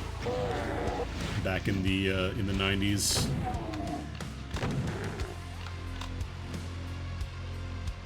Because there was no matchmaking service. Remember, this was, you know, back when you were connecting with a modem, so you had you basically had to dial in to a known server, and you know, I was a wee babe. I didn't know any servers. I think it might have been the first game that I can really remember having voice chat, because I remember you could plug in a microphone and you would like record a taunt.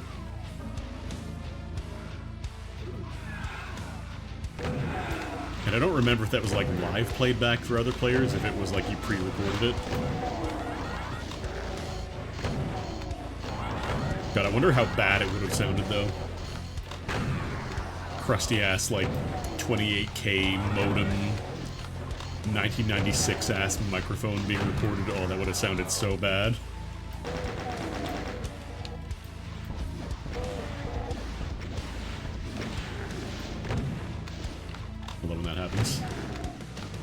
Lost souls just get a single point of damage and they just slowly float backwards. They can't do anything until they touch a wall again, or an object.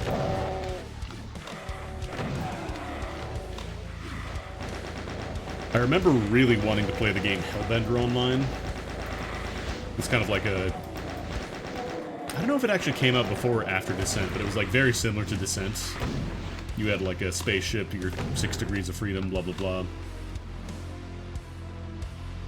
I remember really liking the single player. Came free with my Microsoft Sidewinder joystick. Hell yeah. I don't think I really need that Berserk, honestly.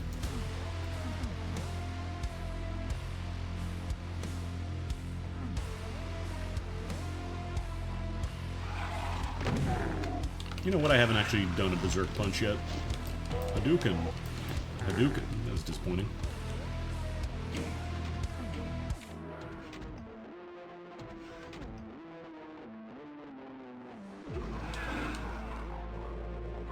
Just shoot a couple rockets. I don't use rockets enough. I feel like I always hoard them, so I'm trying to spend them more this time. Because, like, between your plasma shots and, like, just super shotgun in general, you can handle hordes of dudes. You don't really have to hoard your ammo. Grab those light goggles again. I want to see everything. Full bright, baby.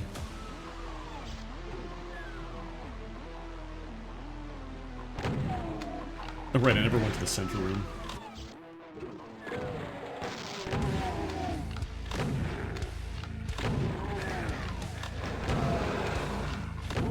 This is definitely a rocket situation. Bowling for Jibs. That's apparently a rare achievement? Oh, it's Jib 3 enemies specifically. So it's not just killing them, you have to explode them into nuggets. There's a video of John Romero playing Deathmatch before Doom comes out at like the id Software offices. And every time he blows something, or it's not deathmatch, it's he's playing the single player stuff and he gets a rocket launcher, and every time he blows something up, he just turns into a small child and goes, "Boom bits! Boom bits!" Which, you know, you're about to drop the most influential FPS of all time in a few days. It's fine. You're allowed. Oh god, that was a homing. That was a horming torpedo.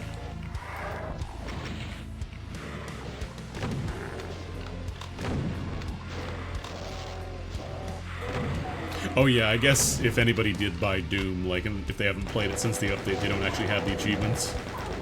But so many people bought Doom and never got an achievement in it.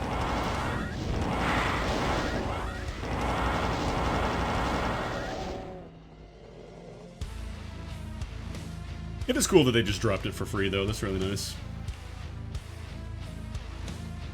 I'm not gonna, you know, be out here batting for Bethesda anytime soon, but it is cool at least that all this stuff was just given to you.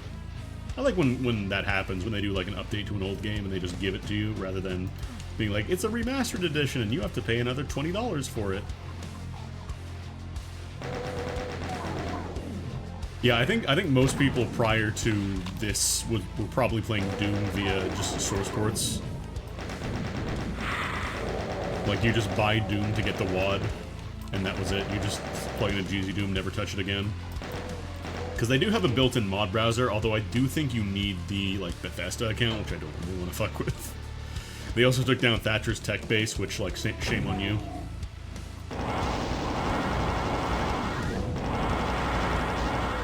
Because since it is, like, through a centralized mod store, it's a lot easier to do it. But at the same time, they then get to decide what is and isn't allowed on the service, which kind of stinks. Feels bad. But thankfully, they're never going to be able to take down, like, actual, just, like, independent mods and stuff. Yeah, that's the thing. Like, if you have the Doom WAD files, like the data WADs themselves, you're good, basically. You can use any source port you like. You can use Boom, you can use Chocolate Doom, you know, GZ Doom, whatever. World's your oyster.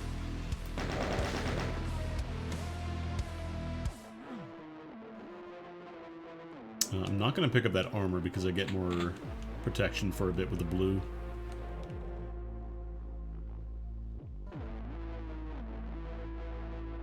I feel like I missed something back here. Oh right, I never did this little secret.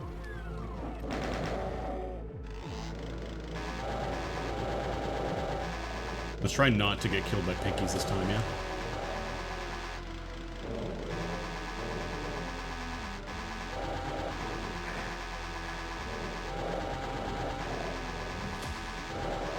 Oh yeah, there's so many nice options for multiplayer Doom now.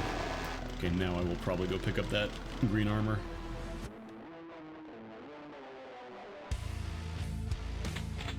You say poor pinkies, but they're actually kind of handling me pretty well. Isn't this level... Is this the one with the Cyber Demon and the secret exit, or am I thinking of a different... No, I'm thinking of a different stage. That's Warren's. Right, because Doom 2 just has the 2 secret levels. It's the Wolfenstein level and then Gross, which is also a Wolfenstein level. I don't know why I quantified it like that.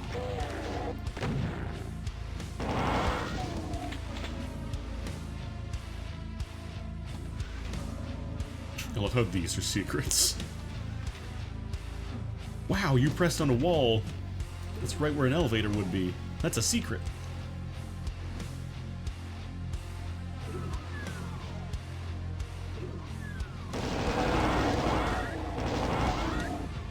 Doing an ammo, actually. I do wish the big screen, like the full screen option, had like ammo counts in the corner, because like it doesn't need to be that big. Right, the Cyber Demon. Right, you're supposed to get the right. Let's do the secret. Let's get the invincibility to kill him. That would be wiser, I think, than walking into a rocket and losing all of your blood. I don't remember where the secret is. I know there's a teleporter that takes you there. I just don't remember how you get to it.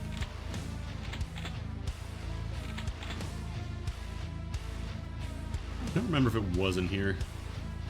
Alright, I never got the supercharge.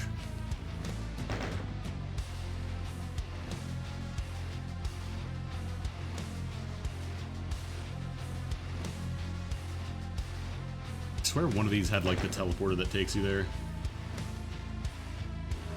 That's just a Berserk pack. How many Berserk packs are on the stage? I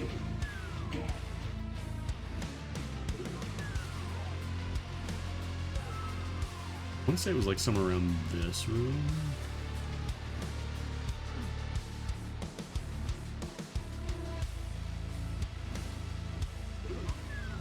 There's 18 secrets on the stage? Jeez.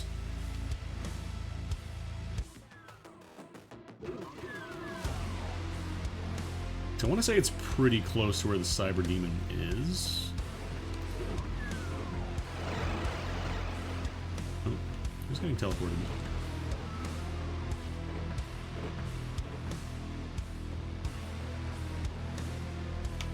So I know there's a secret back here. Maybe that's what it was? Oh wait, how do I open this? Or did I hit the wrong wall? No. Or is it, this might be one of those weird, like you have to run over secrets.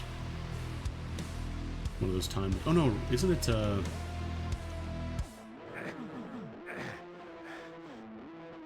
Oh right, it's this thing. It's not an actual touch plate secret. You have to walk up to the wall and do it.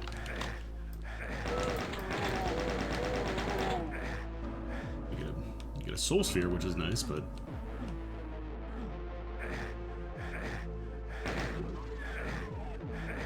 I gotta kill Cybe.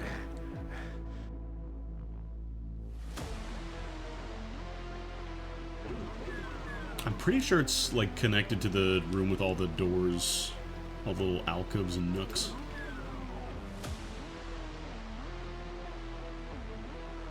Can I go back this way? I can.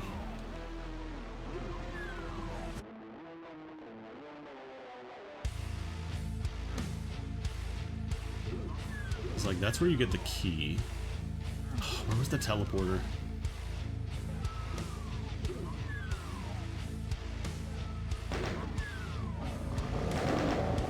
Oh, this is where it is. I was gonna say, I know there's like a little secret area somewhere where you go behind the walls. It's not the one that leads to the Berserk pack, it's a different one. This is the one I was trying to remember. Yeah, you touch the wall there with the Cyber Demon thing in it. And then you teleport to the Cyber Demon, except you get an invincibility orb. You get an invincibility orb and you get a lot of energy cells in here, so you don't actually have to risk fighting this guy. I don't know if it's actually more efficient. It's probably better to just use BFG. Hello? Sir? Sir? I just saw him away the rest. Just pop myself in the corner so he can't, oh. One more, please. You gotta get up against the wall so I don't get shoved away. Sir! You're causing a scene.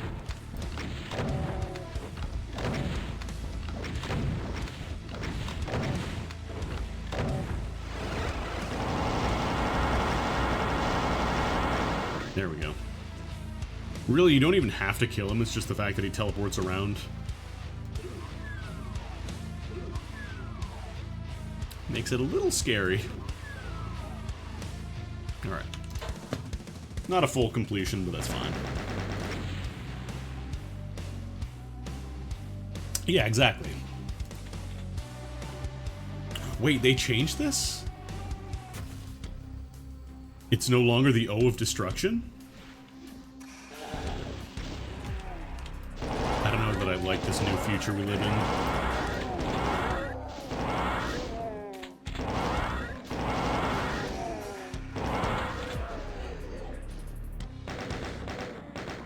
Because I swear this used to be O of Destruction.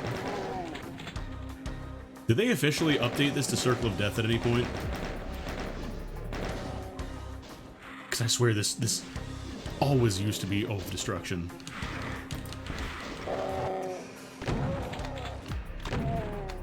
Please help, chat. Please tell me I'm not Mandela affecting myself.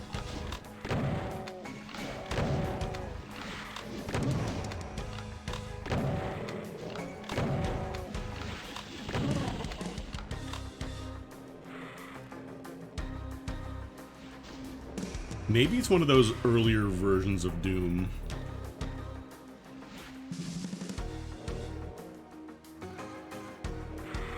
So I remember the very first release of like Shareware Doom, it didn't have the little bonus tunnel that led to the outside area. They added that in later for Deathmatch to make the level flow a little better. But the version that I grew up with never had that tunnel, so I always remember having to go all the way through the level the correct way. Or the linear way, I guess.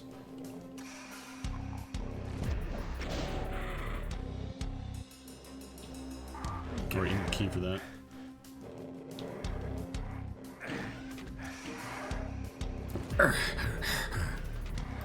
Still love the full sound effect of the Doom guy pain noise. It is absolutely just somebody taking a dump.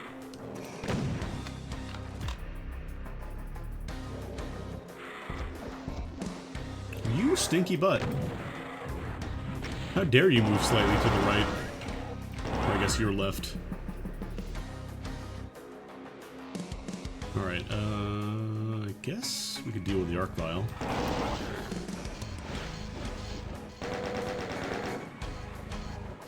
I know it's supposed to be Arch Vial, but I always call it Arc Vial. Because in my mind it's just auto-correcting to the same spaces like Archangel, not Archangel.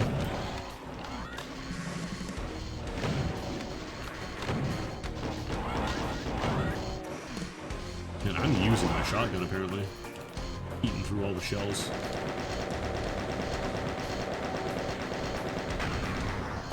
Not the best way to kill an Arachnotron, but apparently I'm just spending all my shotgun shells.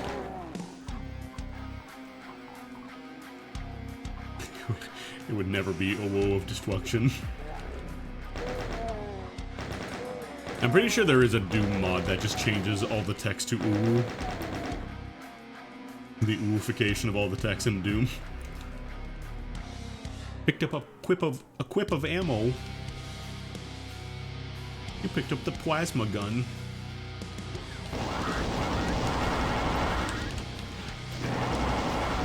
Alright, so Arc Vials. They're scary. They do a shit ton of damage. They basically set like a marker on you, and if you don't get out of their line of sight, you explode. You take a lot of damage. And also on top of that, they can just revive enemies if they're left alone. So you want to kill them as fast as humanly possible. If you have somehow never played Doom, or Doom 2 I guess, those guys are like, they are the problem. Ooh, what's this? You do not allow Arc Vials to live, or you pay the price with your bullets and your blood.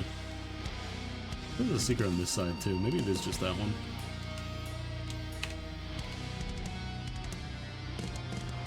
Alright, we got the blue key now.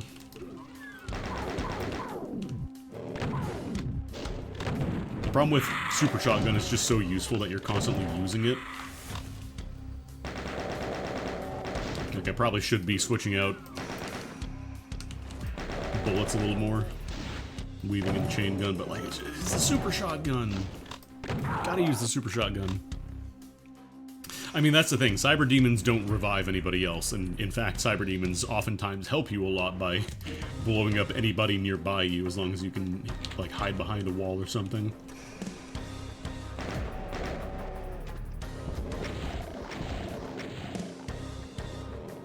Arc Vials? No. You are at negative ammo whenever you fight an Arc Vial. At best, it's just whatever you spend to kill the Arc Vial. At worst, it is whatever it takes to kill all the revived enemies that it brings back.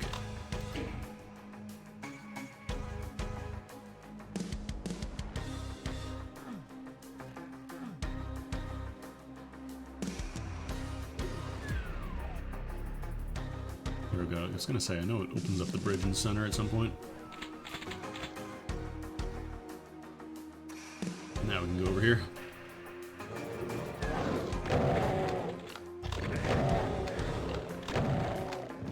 Most I'm not really using my chainsaw enough on like pinkies and stuff. Like, it's a lot safer, obviously, to use a gun, but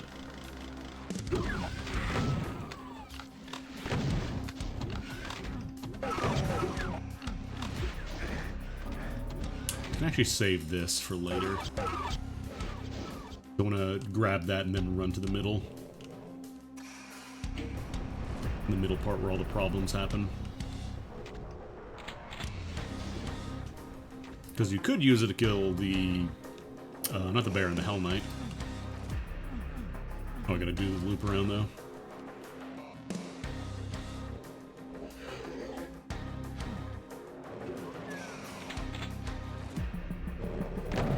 Because Hell Knights are kind of just baby Barons. They don't really have a lot going for them. Pretty easy, couple super shotgun blasts will do it. But for where we're going, we want this.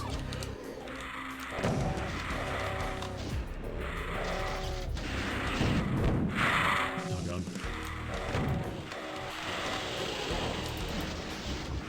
Because now with the invincibility, we just get to kill these cacos for free.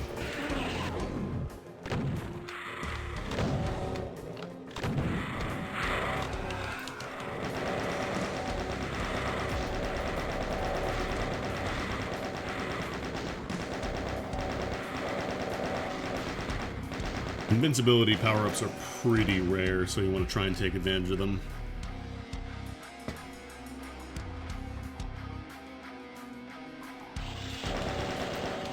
Yeah, the ID clip stuff was actually pretty cool, because it let you see, like, I remember pretty much everybody ID clipped in the final stage of Doom 2 to see how the final boss worked. And then it turns out you're just killing John Romero.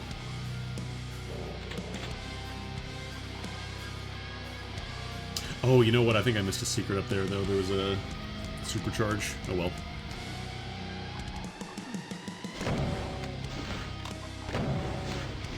Get down there, Mr. Caco. Mr. Cack of Demon.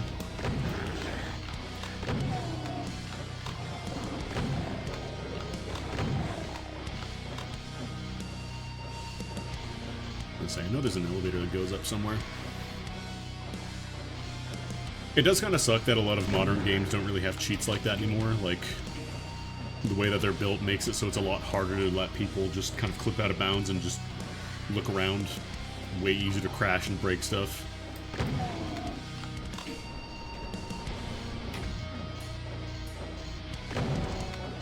Oh no, I can go back, can't I? I think I can go back. Pretty sure. Oh no, this is what takes me to the pickup there. Cool.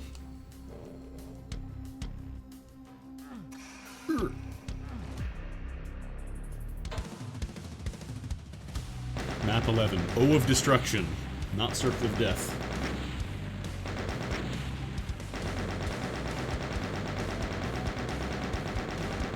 I wouldn't say achievements kill cheats, because there are still a bunch of games that let you turn on cheats that let you, like, disable achievements.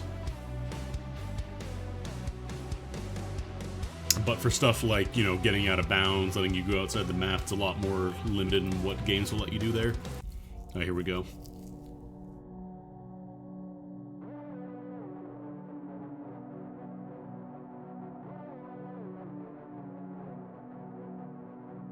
Beep, beep, beep, beep, beep, beep.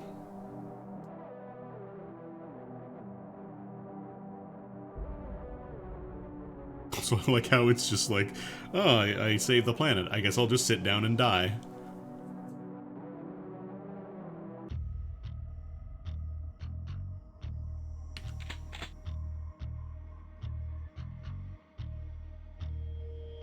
Oh, sure, you can start up Cheat Engine, but like, depending on which game you're running, it can be a pain in the ass at best, and at worst it can, like, get your account banned. Like, you know, God forbid you use this on a game with a multiplayer component.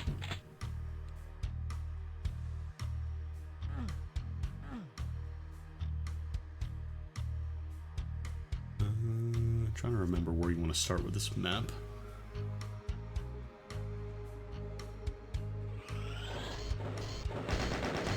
Whoop. Hang on, something really weird happened there. I need to test it after I kill these guys. Yeah, unfortunately anything with like a multiplayer component. Oh my god, it's actually just eating my shots. There's like an invisible barrier there. Was that Venom? Yeah, like if you stand here and face outwards, it just kind of hits a wall.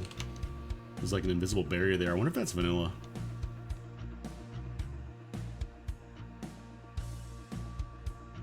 No, I was talking about ring races earlier, but yeah, that's a fan game, so.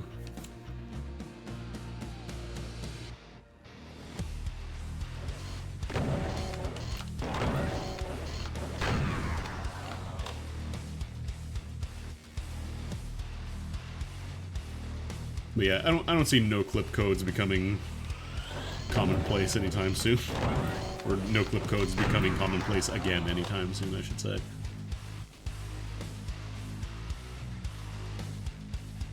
Because even if you're cheating, it looks bad if your game crashes or whatever.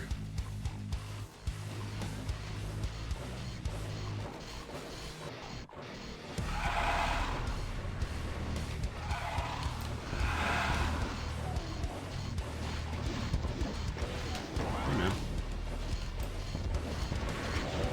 You ate my rocket. Yeah, this little side area is just kind of here. There isn't really much of a reason to come here, because it's not like a big cache of ammo or anything like that. It's just like, there's a bunch of imps, and like a couple of basic pickups, like you get some shells, but I guess if you're doing 100% you want to come down here, but like, you don't particularly need these that badly, chances are. Maybe if you're pistol starting. Oh, the problem is you can preface the cheats all you want with, like, don't try this at home, this might break the game, blah, blah, blah. People will still complain, is the problem.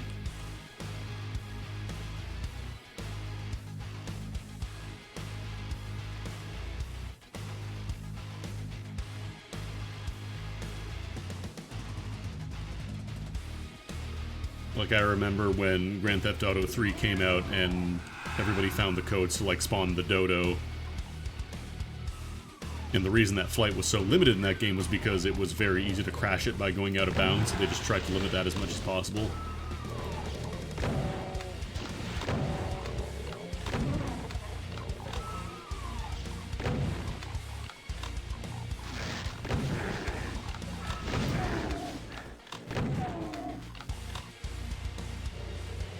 I think eventually for the later games they did kind of figure it out, but...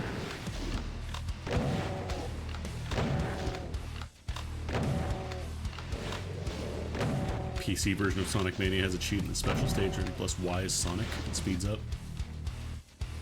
Oh, neat. I love when... I think that happened with Mega Man 3, actually. Like, they just basically left the debug mode in the game. Like Mega Man 3 on the NES. Where if you held, like... If you held certain buttons on the second controller, you would get, like, super jumps, or you were unable to die if you held down a certain direction, so people would use that to kind of cheat. It wasn't really a cheat code, more just like debug tools that they didn't leave in, because I'm pretty sure Mega Man 3 was... The general consensus is that the game is not finished, like based on disassembly of the game itself and just kind of how more rough it feels compared to the other ones. I do still like Mega Man 3 though. God, the music in Mega Man 3 is fantastic.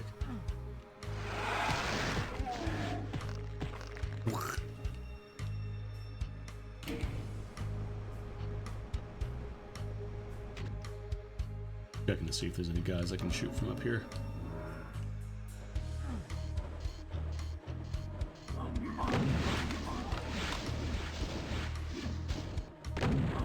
Like, for me, it kind of depends on what the imperfection is.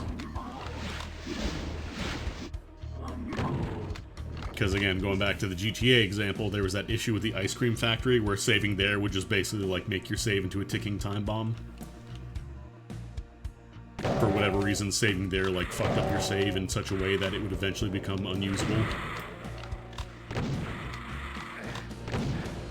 And so you just had to know ahead of time, like, just don't save there.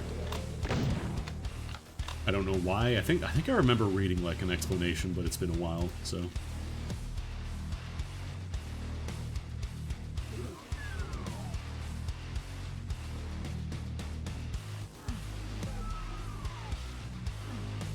Get some shells.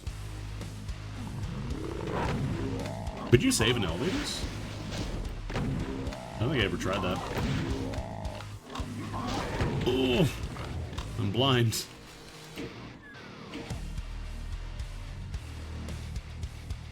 Oh, there's a short period of time to let you save. Let me guess, that made the game unbeatable or something? You just got locked in the elevator and never loaded? Good advice for Mass Effect in general, like the original release. Just don't enter elevators. They were like the most obvious, we're hiding load times as best as we can, but it's very obvious.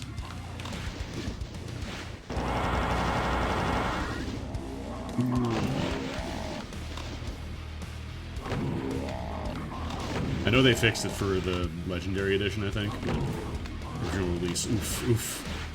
I know how my brother beat the game like 4 times.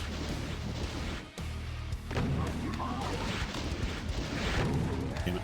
I keep forgetting you can't peek because they will multi-fire even if you're not visible. Oh, there was another one. Oh, shit. What was my last save, actually? Did I save on a previous level? No, no, this factory. Hey, look, all my gear came back. The fast loading is so weird because it's literally just like boop, boop. Like there's no screen wipe, there's no confirmation message. You have loaded now. It is the quickest load. Forgot there were more Mancubi over there too.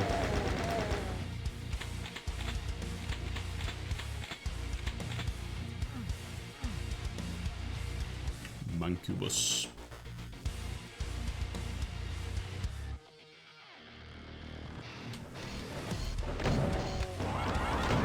I kind of want to load up a source port after I'm done with this and test and see if the same, like, weirdness with the wall barrier exists there, too.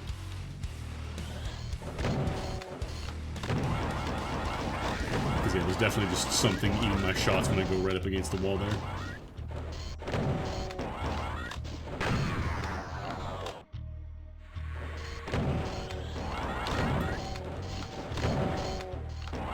Oh, God. Invisibility, please.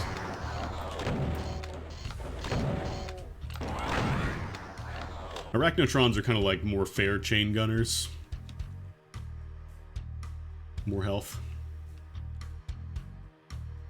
Someone, oh right, this is where you exit the stage, I think.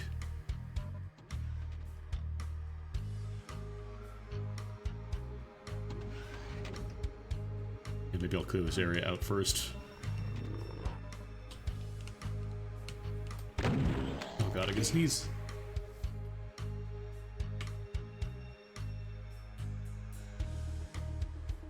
Oh no, not like this.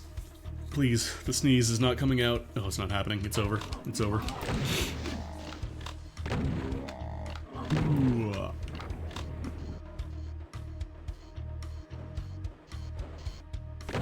Make sure you plasma gun you.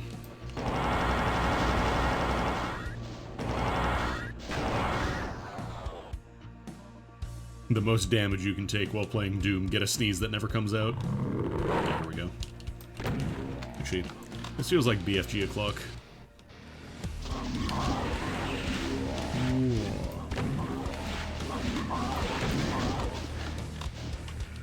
BFG and maybe Rockets o'clock. Those fireballs are really powerful.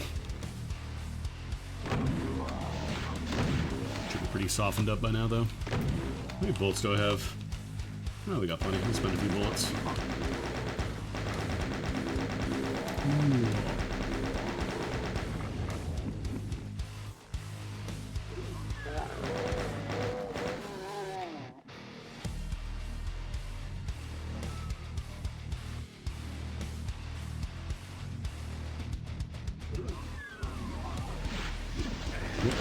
Oh, right.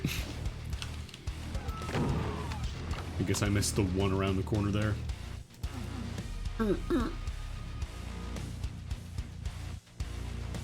Okay. Should be good now. I want to go do the loop around for the goodie there.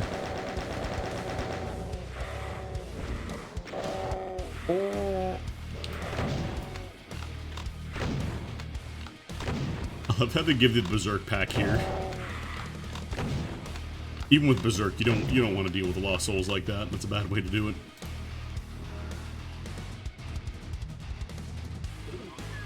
Alright. So this also has a Mancubus. I'm going to pre-load my plasma gun.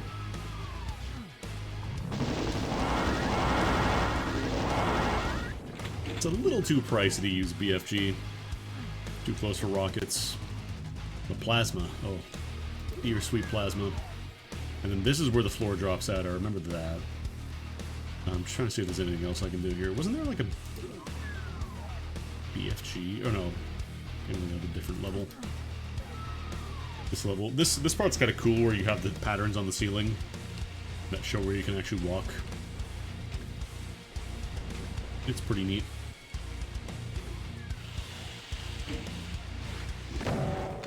Just grab this. Wait, what am I doing? This is bad. This is not wise. I can't dodge in here. I need to get out.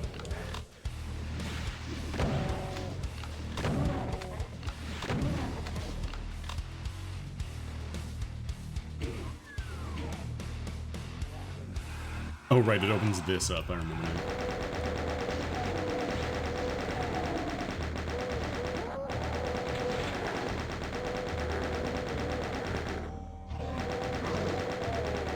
Weird little diagonal walls that kind of get you caught on them more than anything else.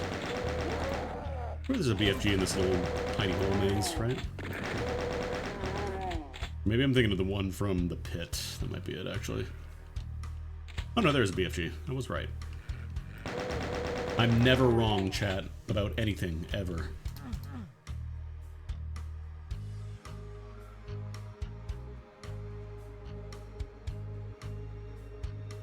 Is there any health I can pick up? I know I can get the armor, which is good. Well.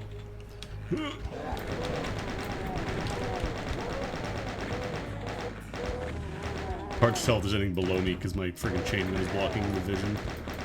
Okay, there's some health here. Picked up a medkit that I really need. If you pick up a medkit at low health, you get a custom message. Over here.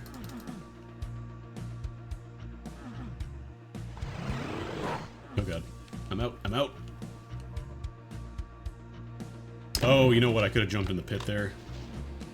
After we kill the Mancubus, we'll do it.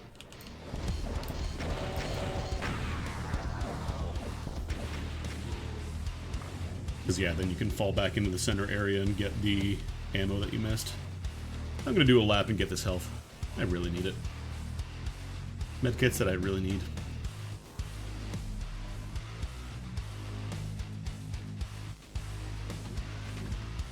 Also get a berserk, but I want to get the stuff in the middle first. All right, this is the imp room. Really is kind of pointless. There's not much reason to go down there at all. Oh, here we go. You go through here. You take the teleport and you don't fall off. You go this way. And I can get all the ammo. Nice.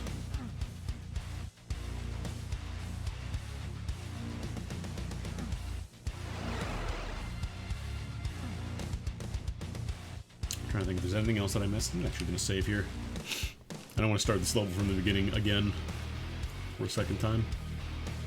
Ah, if I can kill the imps, why not? But do we have to go from this side? I think we gotta go from this side.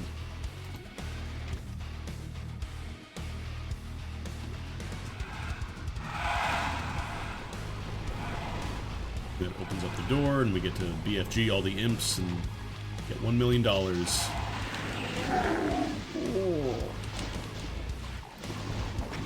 You're kind of low in rockets.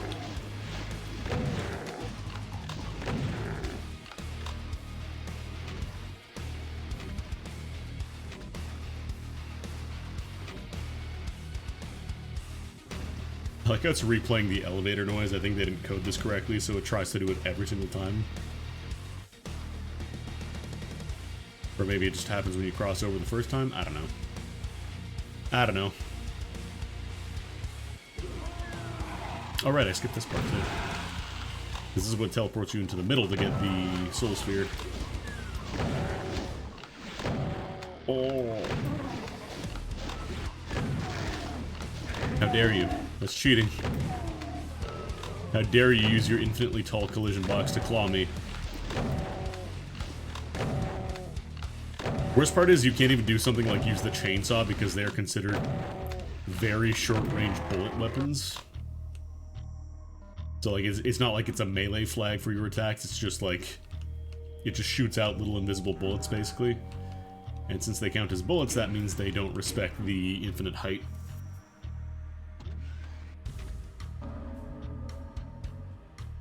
Alright, we're capped on bullet. Every time, this ambush, every time. I always forget about it.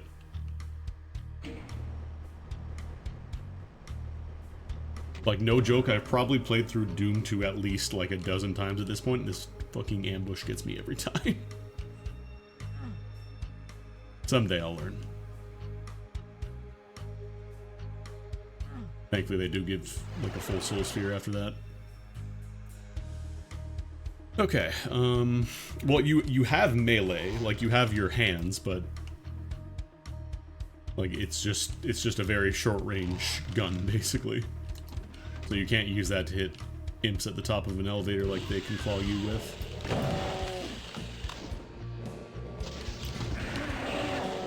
I'm gonna try and lure them in, but at the same time I want to get the... Actually, can they come off the elevators? I don't think they can.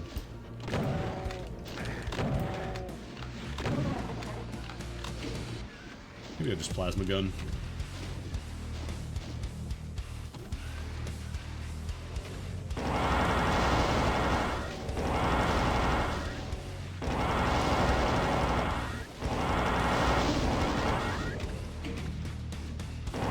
You can at least operate switches from infinite height, but you can't, like, you can operate objects and open doors and stuff from, like, way below or above where you are. But you are not allowed to attack. I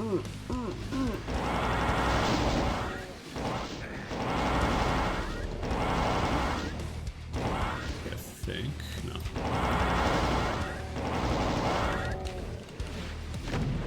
Probably time to switch back to bullet to shotgun. Because this one you have to hit all the switches on the sides basically to open up the exit door.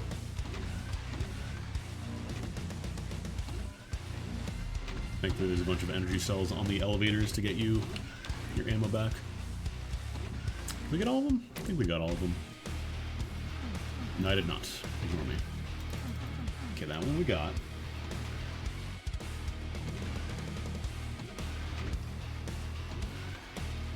Get this one? Pretty sure we did. Oh, this one.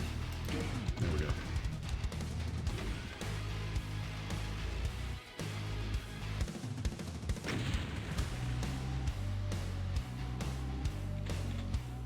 Alright, time to see what the Doom engine thinks building looks like. Building looks like.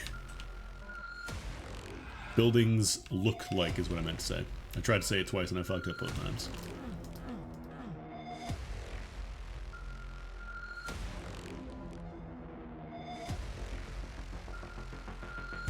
It's just basically a 4x4 grid of squares.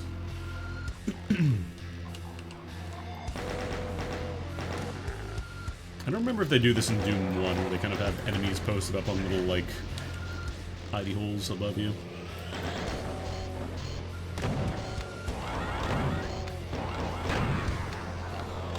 Arachnotrons you can just circle strafe normally. I think this is... no, there's a teleporter. I think there's a crusher here for one of the pickups. I think it's a BFG. It crushes you if you take too long.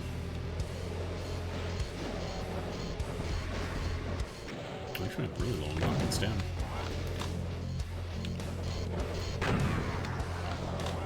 More infighting going on. It's gonna be a bit of a mess. I love when long-range mobs try to fight each other. Just throwing shit across the entire map. Oh, that was my only rocket. I thought I had at least 2 more.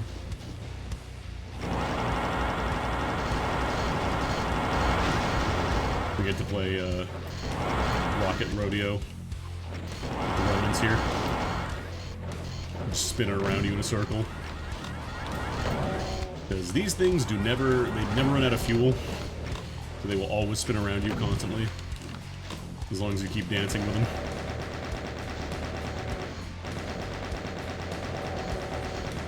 See how many you can do in an hour, then try to break that record. I could just run into a wall, but this is funnier. Just have a bullet chasing me the entire stage. Really high up. Oh, I lost it, dude. It's over. I'm washed up. Oh, there's a corner there. I'll take that Berserk now. Berserks are a full heal. On top of giving you like the Berserk power for the entire stage. Even though the visual effect wears off, you still have Berserk. But like if you're low on ammo and there's enemies that are not too bad to punch to death, you can go for it. You still get Berserk power. You've got boost power! I'll kill these Ragatrons that are here for a while. Oh, muscles.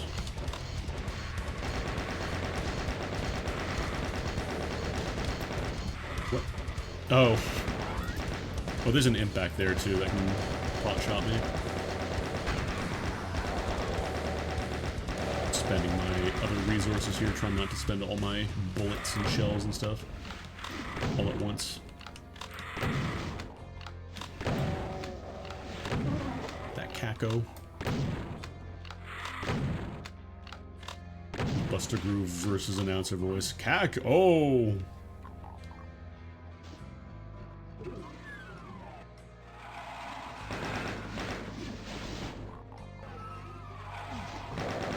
I haven't been to an arcade in forever, but I do remember rhythm games used to be like really, really hot shit. You just have lineups for DDR and stuff. I would have liked to do more of that, but there were no arcades nearby me, and I didn't have a car, so I couldn't exactly go driving.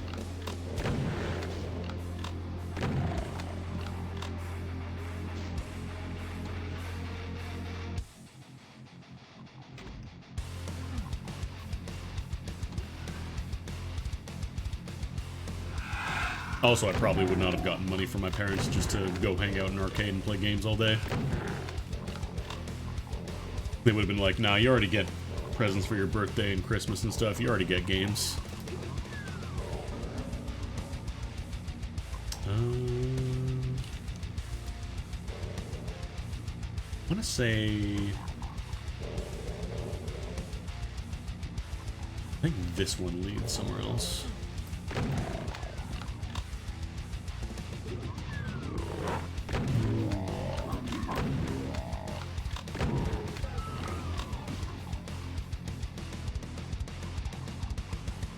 Right, this is where it gets really weird with the teleporters. Step out and grab these shells. I'm gonna grab that key. Okay, this one just teleports you back to the start. Yeah, we had an arcade in the mall nearby me when I was like really young, but they closed down when I was like 6, I want to say.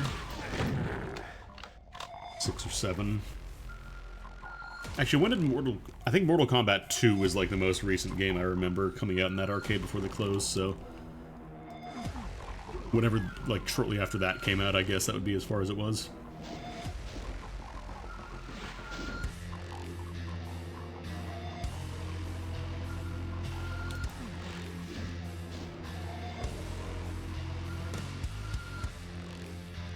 Because there was the Palladium, but that was obviously like a drive away, so... You have to convince the parents, okay, we're going to spend the entire day at an arcade, and you're going to be spending money on video games. 93, so yeah, probably like 94, maybe 95 is when they shut down.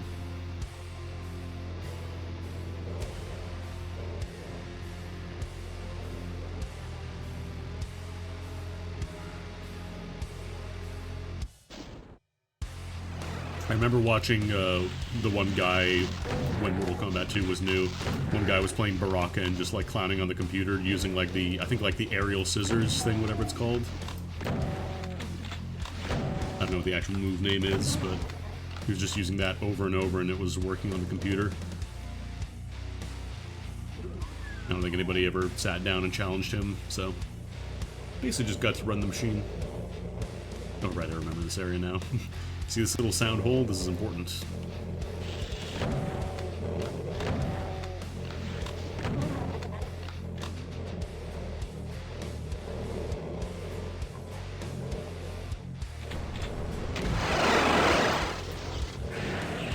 not be using my rockets. Oh wait, did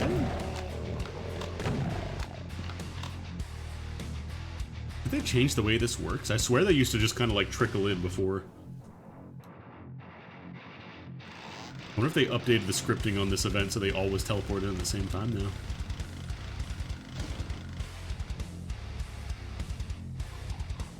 Feels different.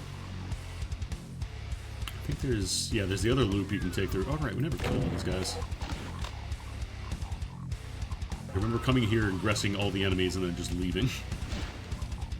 Just not elaborating.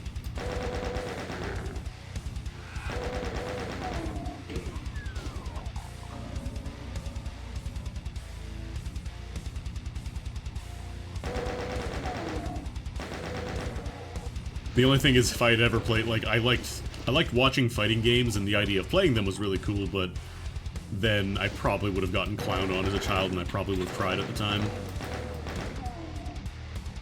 Because the idea of somebody else just being able to walk up and take your turn off the machine would have annihilated me emotionally as a, like, 6 or 7-year-old.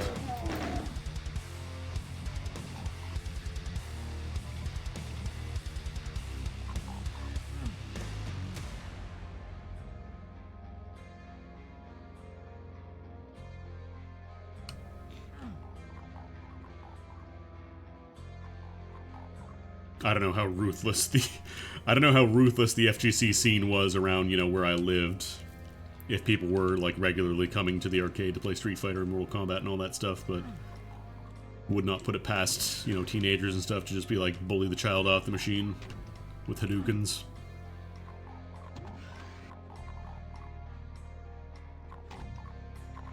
Alright, so now, yeah, you drop down here and then you take the other teleporter, which lets me go somewhere. Where's this one take me? Different area. Rare footage of Cacodemon Butthole.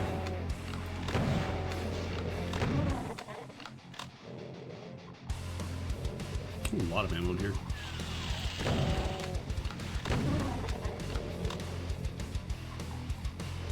Basically capped up on shells and bullets. Nice. I'm actually gonna save. These levels are very long. You have to trust me, there's an imp below my chain gun. Like, this board is really solid for the most part. There's just a little bit of weirdness here and there, like the flickering bodies and stuff. Again, I'm not sure if that's like maybe a Vulkan rendering issue or something. That definitely was not happening. I was using like GZ Doom or, you know, Vanilla Doom.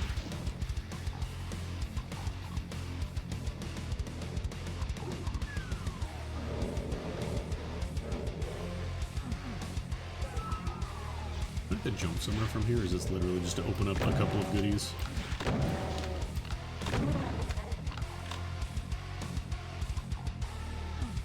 Oh, that's a one-way wall. That's very confusing. Is that really it? Is that all there is?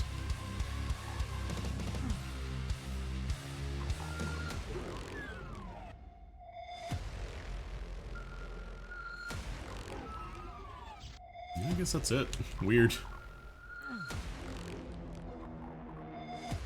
I think this stage is probably why a lot of people dislike the Earth stages, because this is just a big teleporter maze, basically. If I remember, the first version of Killer Instinct was, like, completely unbalanced. Because, like, combo breakers were basically free to do, so, like, there was no real point in getting a combo on somebody. Like, obviously, yes, you want to start a combo, but it was just functionally free to try to break out. You know, we've been here before. Eventually, the later releases of Killer Instinct made it better. I do want to play more of the... Like, they did a patch for Killer Instinct fairly recently, like the 2013 release. I think they did, like, one last round of balance changes and stuff. It was a plasma gun, that's what it was. Because, yeah, if you take too long here, you get crunched. Sound hole, sound hole.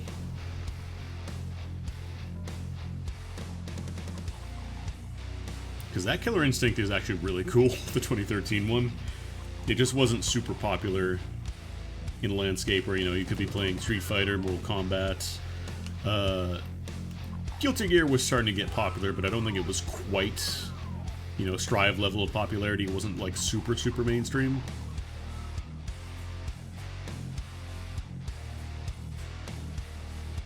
Okay, that's the blue door.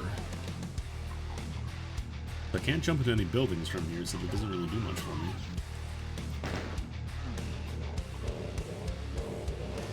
Oh god, where do I gotta go? That teleports me to the middle. We don't gotta go there. This was the...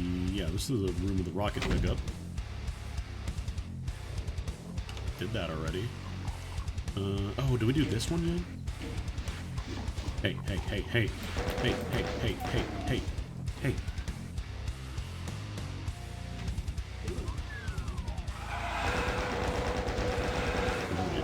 I got super shotgun.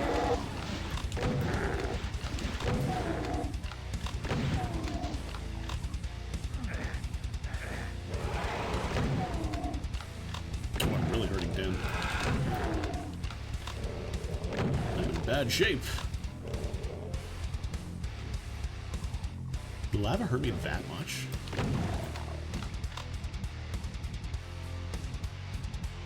I really want that soul sphere, but I can't get it. Okay, let's try and make that jump again, because I wouldn't mind the auto map.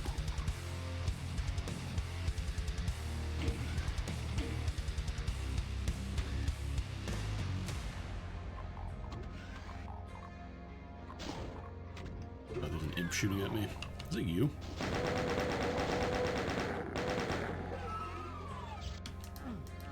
Alright, this one doesn't open, you have to run across. There we go. I think that's just the teleport for if you fall in the lava, it gets you out of there. Okay, we haven't done this. Oh no, this one you need... oh no, you do need the blue key for that. I need to teleport out of this. I think it teleports you onto the platform there or something. Something like that. Because this is the building you fall out of from the other building that you teleport and fall out from. It's yeah, this map's not great. There's some imps alive somewhere. Little hidey holes. Because do I want to start from this building? Is that where I want to start from?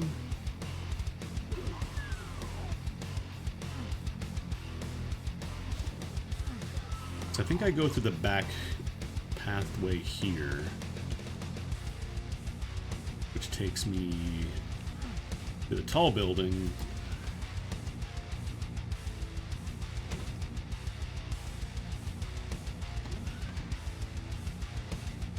Then I gotta go across. Actually, no, do I just take this teleporter? Is that it? Okay, this was it. Because, yeah, I was going around the back pathway.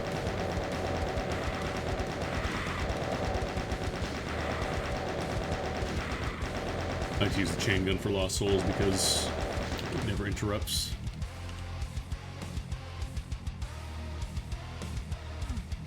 Okay, can I get back up? Oh no, you gotta go all the way around to get back up there. I don't think I'm doing a second lap. I'll take my my secret area chainsaw. That was bad. Just teleported me on top of imps. Because this is... yeah, we have the red key now. What is the red door? What is this one? Is this the red door? Oh, this is the red door. Really need some armor more than anything else. If you don't have any armor, you take a ton of damage.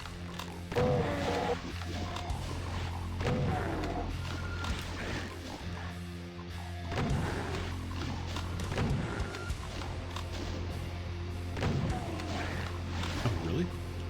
Oh, right, the guy on the elevator, too. Right. Okay. I'll take a full heal.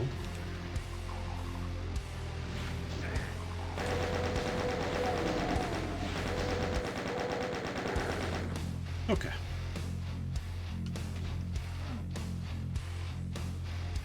There's some shells and rockets over on that one. I better go grab those.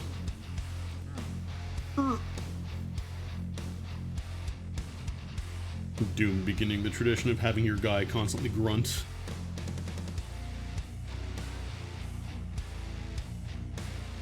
Would later be carried on in Quake with a movement system in general. Just constant.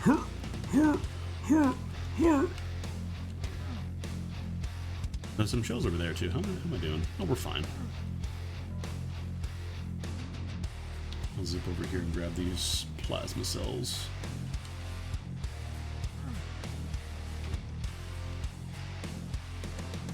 Plasma's a little hard to come by. How are we doing? 241? About halfway. Okay, now we have to get to the yellow key door, which I don't remember if you can just get into from the floor. You can, thank God. I'm gonna save as well, because...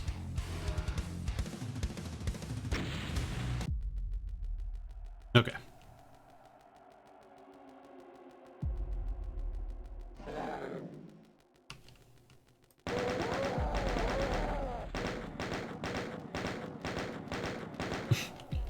Very, very slowly plink away at the chain gunners so they don't kill you across the entire map. You can also use the regular shotgun if you're not familiar with this game. The super shotgun doesn't replace the regular one. If you press 3 again, you switch to the regular shotgun. It's just... usually you want the super shotgun out. If you're gonna be shooting at dudes from close range, you might as well just have the super.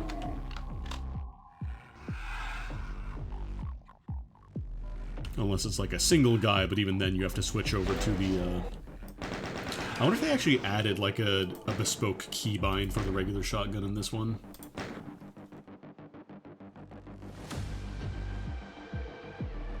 No, it looks like it switches between shotgun and super.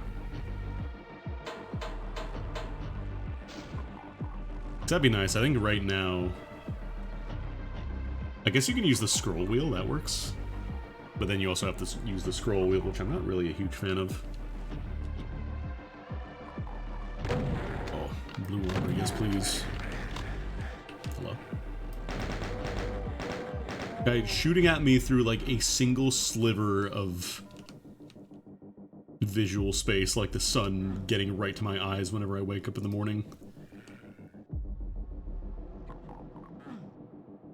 Your curtains have exactly one crack in them, enough for light to get through, and that's where the sunlight's gonna go through and hit your eye directly.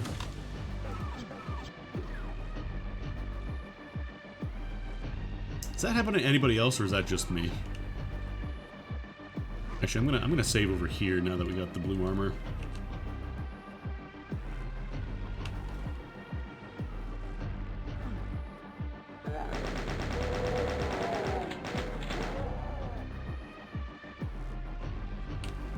Does not matter where the light is coming from, it will always aim directly at your eye in the single crack that is visible in your blinds. Alright, I can't actually get down there yet. Can you really shoot me through that little nugget? That's fucked up. Yeah, I guess if your bed doesn't face any windows, that probably would help. I think I consider moving my bed.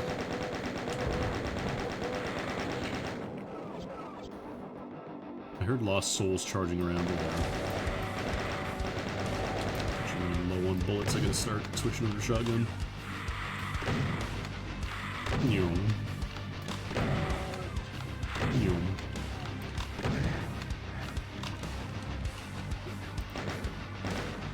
If you just like single fire the chain gun, you can actually snipe. The first shot is accurate with the chain gun.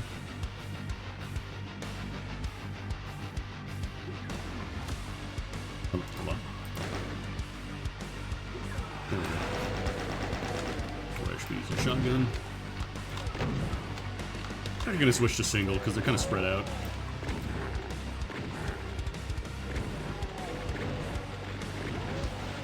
Going for super shotgun against like single dudes is kind of a waste, especially for all these guys.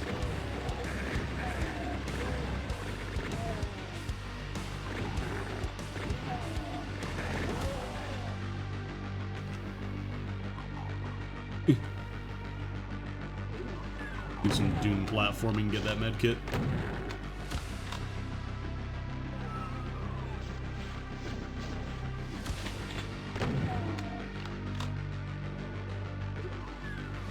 Or just run out of the window there, I forgot about that.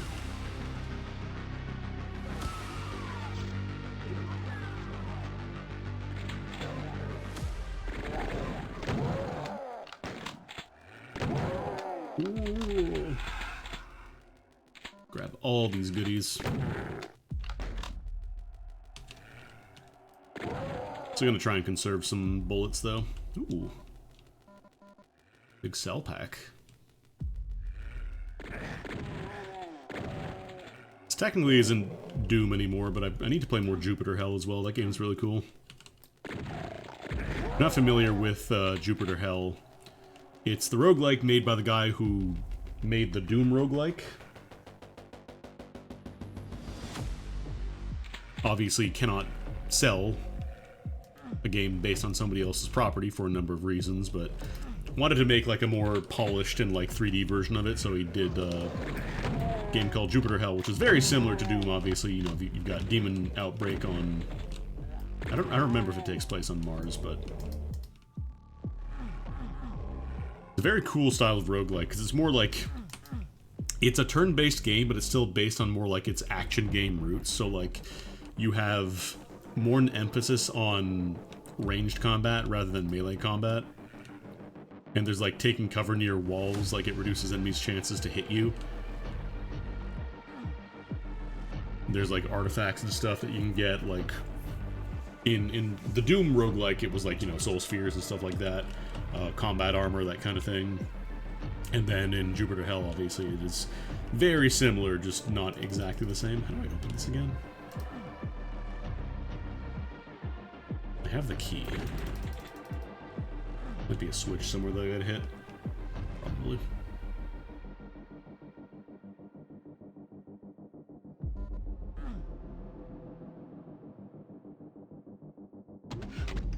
I've never played Jupiter Hell on a controller, but I think one of the reasons it works so well is that because there's a lot less interactivity in terms of like commands to input compared to most traditional roguelikes.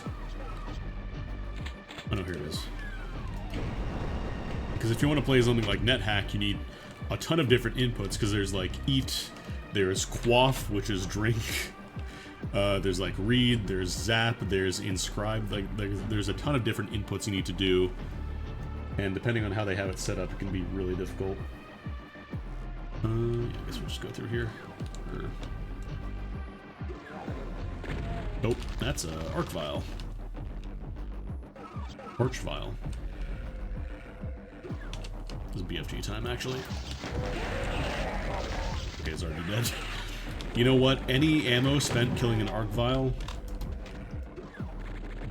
never hurts to double tap.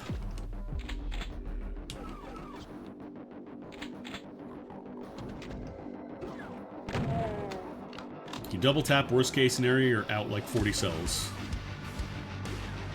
Whereas if you don't double tap, worst case scenario, the arc vial is not dead and is now bringing back all his homies. So you have to spend another 40 cells anyways, plus you may also just be dead because he decided to attack you directly. Can I go out of the window here? No. Alright, I'm gonna start using shotgun again.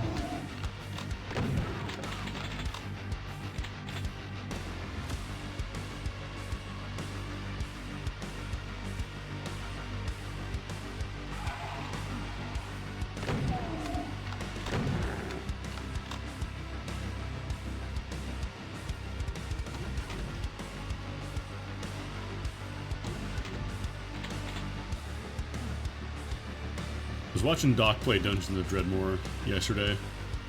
That game's cool. They're supposedly working on it.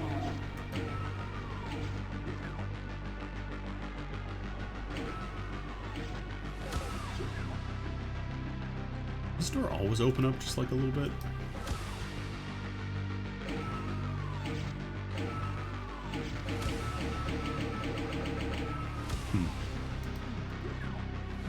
But yeah, they're doing something with it. I don't know what. They haven't really elaborated.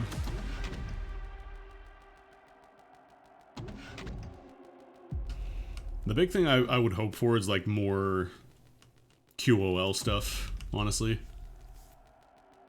Because like, if you want to craft anything in that game, you have to carry a lot of stuff. And like, the problem is crafting is really useful, like being able to make potions and equipment and items and stuff. But it takes up so much stuff in your inventory, and they kind of addressed it with the pocket dimension you got in the 1 expansion. But you still have to, you know, physically put down the stuff on the floor to save it for later. So it'd be nice if they just added like a metal bank or something, whereas like anytime you ever go to your pocket dimension, it auto-deposits all your ingots and materials and stuff, and then whenever you craft something from there, it would just pull it from the bank for that session, which would be nice. Also, like, just picking up traps and stuff and loot fisk and using the cube, it's just such a pain in the ass. There's a lot of management with the mouse that isn't really fun. Wouldn't mind that getting addressed. Because I think the way that they have it set up right now, like, it'd be really difficult to mod. I know there are a bunch of mods for Dungeons of Dreadmore. I don't know if there's anything with, like, quality of life stuff like that, though.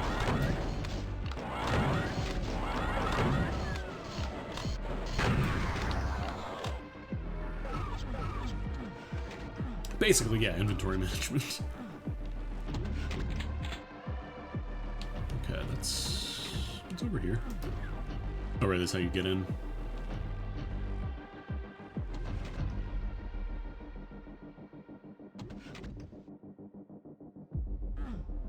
Because, like, I'll give it a bit of a pass since it was one of the first, like, modern traditional roguelikes, I guess would be the best way to call it. That's a game that's clearly inspired by old roguelikes, but at the same time, not nearly as grognardy, I guess, would be the best way to say it.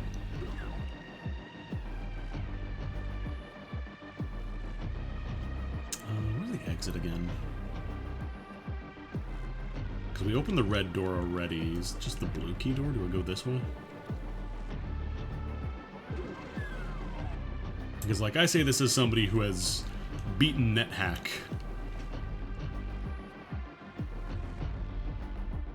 It is pretty grognardy. There's a lot of gotchas that are just like, you'll learn next time, and, you know, you shouldn't have touched that cockatrice barehanded or whatever.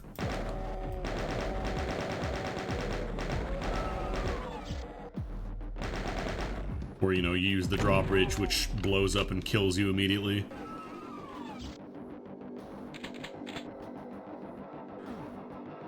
Or just any of the many ways, or just even just like a fucking random enemy generated with a wand of death that just instant kills you.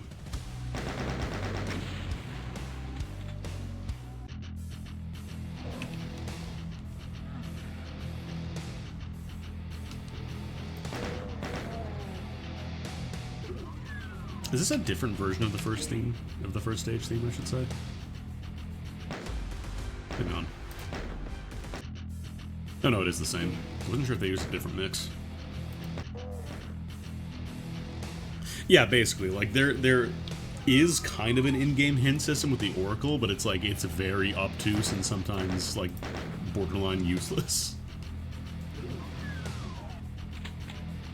Because the hints you get are either, like, not really helpful, or you've gotten that hint already, or it is, like, just so obtusely written that there's no way you can put two and two together. And yeah, the problem is NetHack is a pretty long game, if you play all the way through.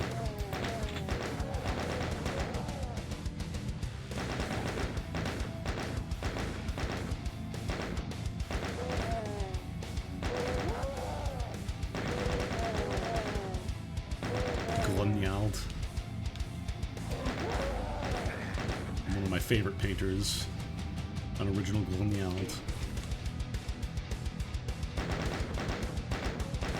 Yeah, basically. Which, like, there absolutely is room for a game like that, I just don't think the majority of people want that kind of game.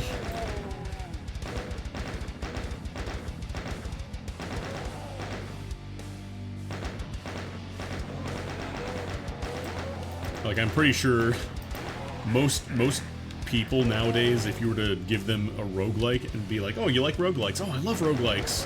And then it turns out they only ever play, like, Binding of Isaac or stuff like that. You give them, like, a tile-based or ASCII roguelike and they just melt down. Like a Victorian child being told about Hawk Tuah or something. Chain Gunner's trying his best. Actually working. I don't like this. I can't tell if I'm hitting him. I don't think I am.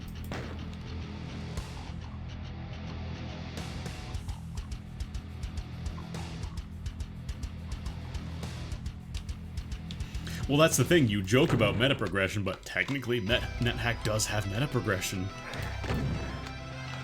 Like, even one of the earliest examples of the genre. Like, I would probably say the quintessential roguelike, because it's not Rogue, but it's like Rogue. Even that game has meta progression in Bones Files, where you can find items from somebody else who died on the same server as you, and it's possible to pick up and use these items. They're probably going to be cursed, but...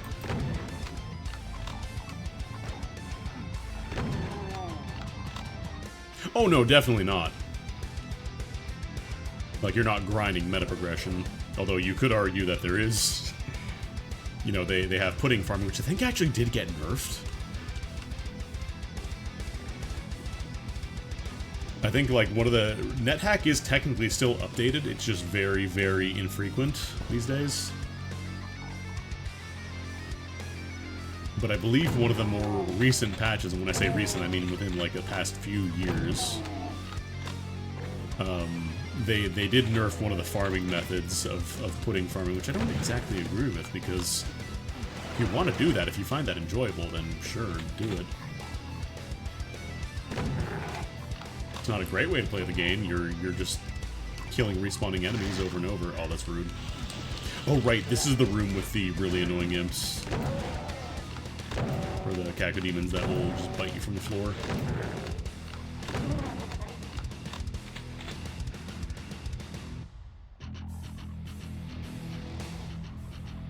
Oh, do I have to go all the way around to try that one again? I might have to.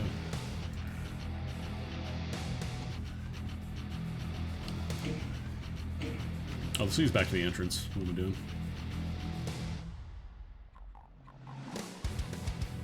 But yeah, the whole roguelike versus roguelite argument is something that's never going to end. There will never be a good definition because people's tastes and definitions of the term itself will change over the years. Oh, whoops. I don't have that key yet.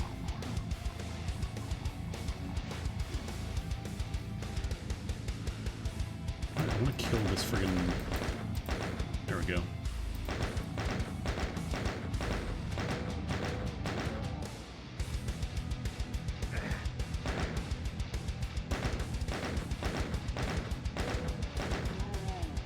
I love that.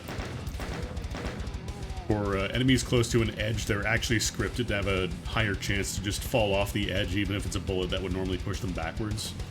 Because they wanted to show it off, like, yeah, it would look cool.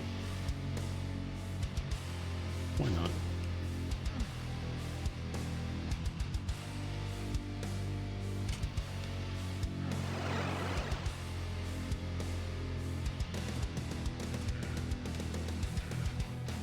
Right, just run across here. Oh right, you can't strafe run, otherwise it breaks it and you just ran into the wall. You just hit the edge and bash your noggin. Well, I mean, it's the internet. People will never stop arguing about things. I keep going back up here. I don't have the red key yet. You can't do it, Andy. Stop it. Like, it wouldn't be the internet if people didn't argue forever about things. Okay, let's try this one more time.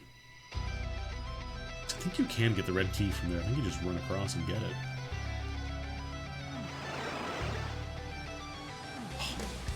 I wasn't even strafing that time. I just walked straight and I still rammed into it.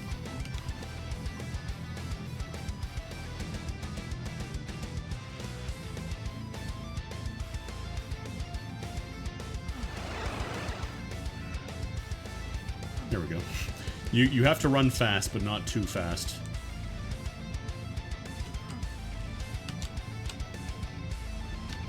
No, I was drifting off the edge. This sucks. This sucks the big one. Well, whatever, I'm berserk now. God, do I really have to run across the top of the boxes there? I'm gonna quick save that one.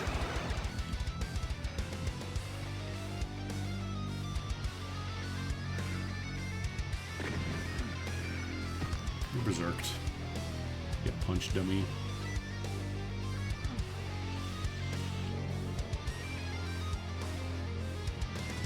Thankfully, I haven't gotten any randos on social media screaming at me about the definition of a roguelike yet. But that's what the block button's for. If you just appear in, you know, on my account to argue at me, just use that block button. That's what it's for.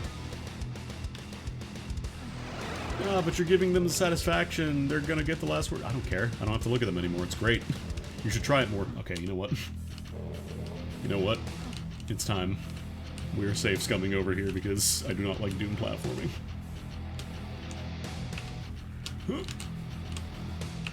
Blocking is good and good for your mental health and is a vital skill to learn in fighting games. So you might as well get on that now.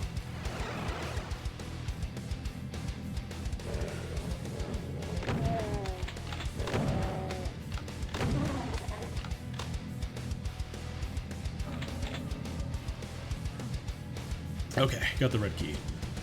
Now I can finally go into this area.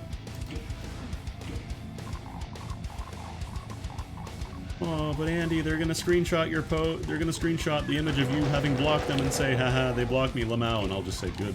I don't care.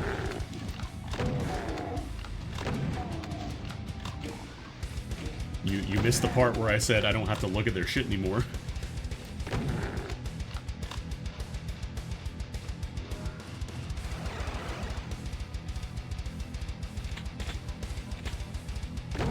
Interact with the dumbest people on the planet. Don't threaten me with a good time.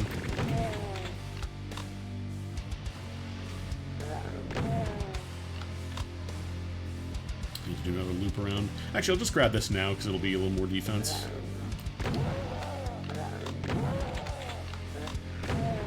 I know I'm wasting so much super shotgun ammo. I don't care.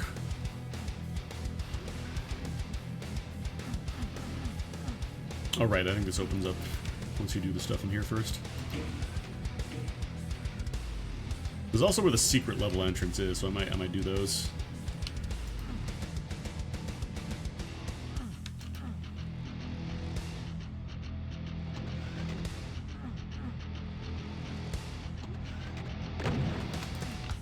Or maybe I have to do another, press a switch somewhere to open that up first.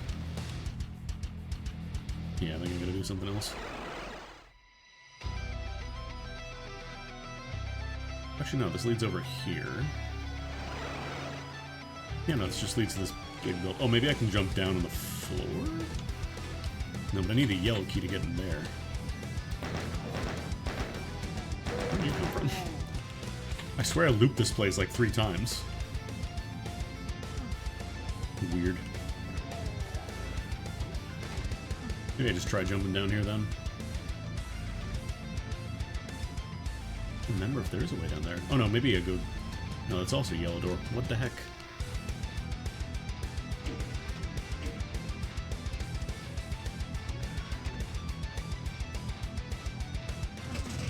What was it? It's like... I know this, like, you go in here to get inside. I just don't remember... Not one of the shoot doors. It's not a door that you shoot to open. There's probably like a switch that I missed in one of the buildings on the other side.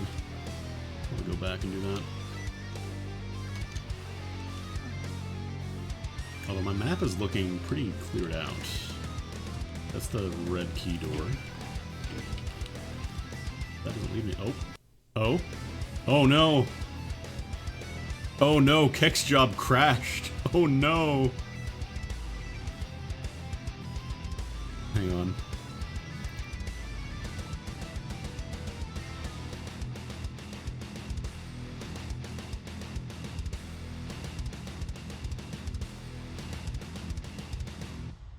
I crashed.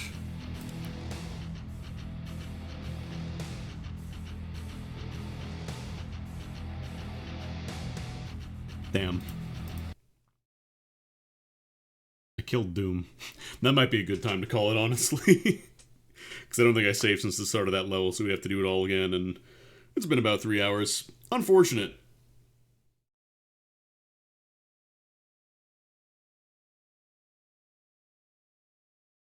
Look, I've had crashes on GZ Doom before, but I guess I better bust out the old floppies and play the OG. You can actually play the OG DOS version, too. I think it does have... I want to check something real quick, actually. Before we go... I want to try launching the DOS version. I don't know if it's just an emulated DOS box or what.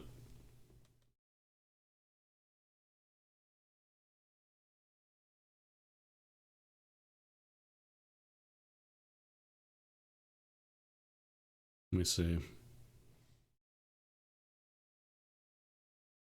Oh, this is not even rendering? Do I have to do this as a window capture? Okay, yeah, no, it is DOSBox.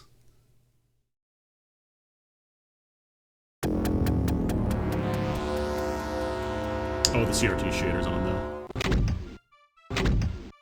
There we go.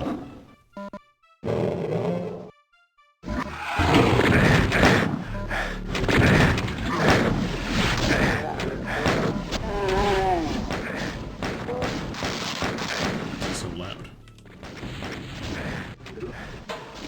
Yeah, I probably have to go to the... Oh god, even to read this screen. I know this is just DOSBox, it's probably just emulating Doom.wad. CRT filter is killing me a little bit, though. Okay. Thank you. Oh, man. Hold up. PC speaker, please. PC speaker and no music. That's what I was running off of.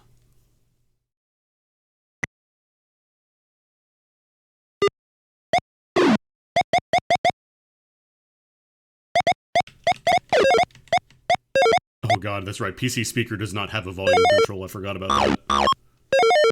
Hold on. I need to Windows change this.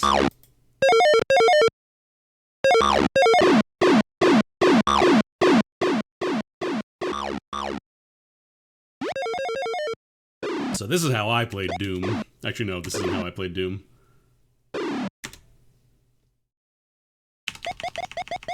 This is how I would play Doom because it would run like doo-doo otherwise. God, yeah, Alt to strafe, it's all coming back. I think space was use. Boop. But yeah, I had to do this because my 46 couldn't run Doom very well. And the frame rate, it is, what is it, like a 35 FPS game? So vanilla Doom, you're not getting any higher than this. And control shoot, oh god, yeah, I remember.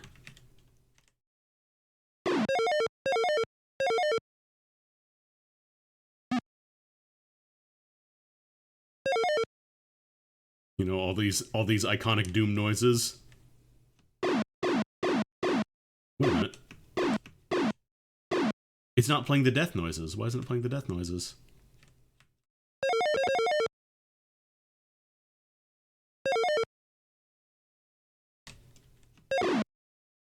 Why isn't it playing sounds for enemies? Like, I'm pretty sure they're supposed to make noises when they die.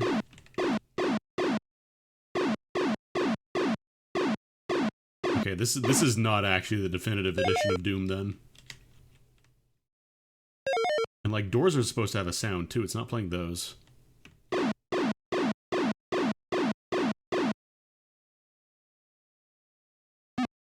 Boop.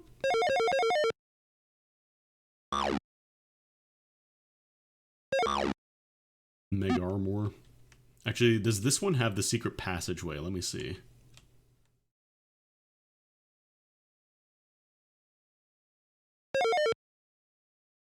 Because it's probably just using the same Doom WAD file, so it probably does just have the switch here, but Yeah, the shareware version of Doom I had as a kid, it didn't have this button, so you couldn't go from the starting area to the courtyard. God. Thinking back, I would have gotten creamed in Deathmatch, because, like, it does have mouse... Like, I'm using my mouse right now. This game does have mouse support. Like, you could always use the mouse in Doom. It's just that by default, most people didn't use it.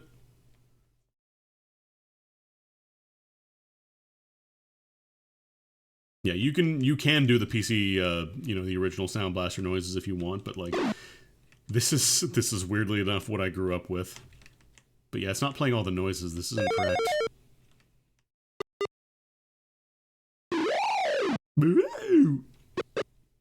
Yeah, let me get some cheats in here.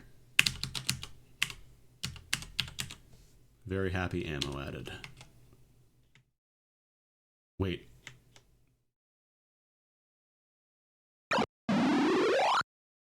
Yeah, some of the sound effects are not playing, and that's weird.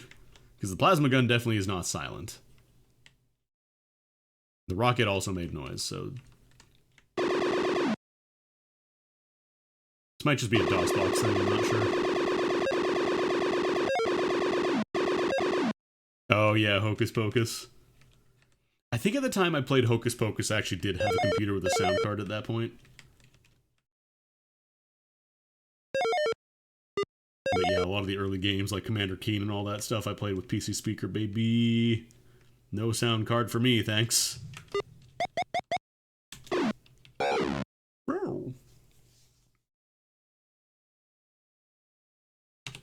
Cool.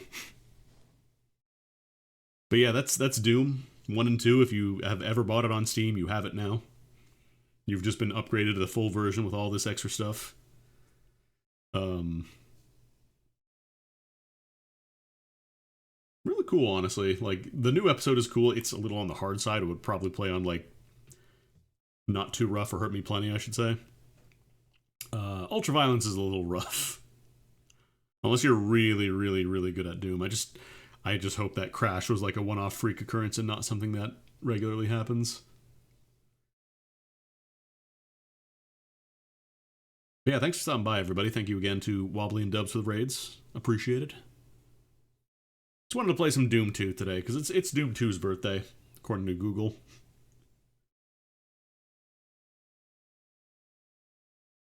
And I wanted to play some of the game that still is just very good. Doom is such a good game, man. I'm going to raid y'all over to Minimat. He's playing some I'm on observation duty, which if you are familiar with Matt, you'll know he likes observe 'em ups,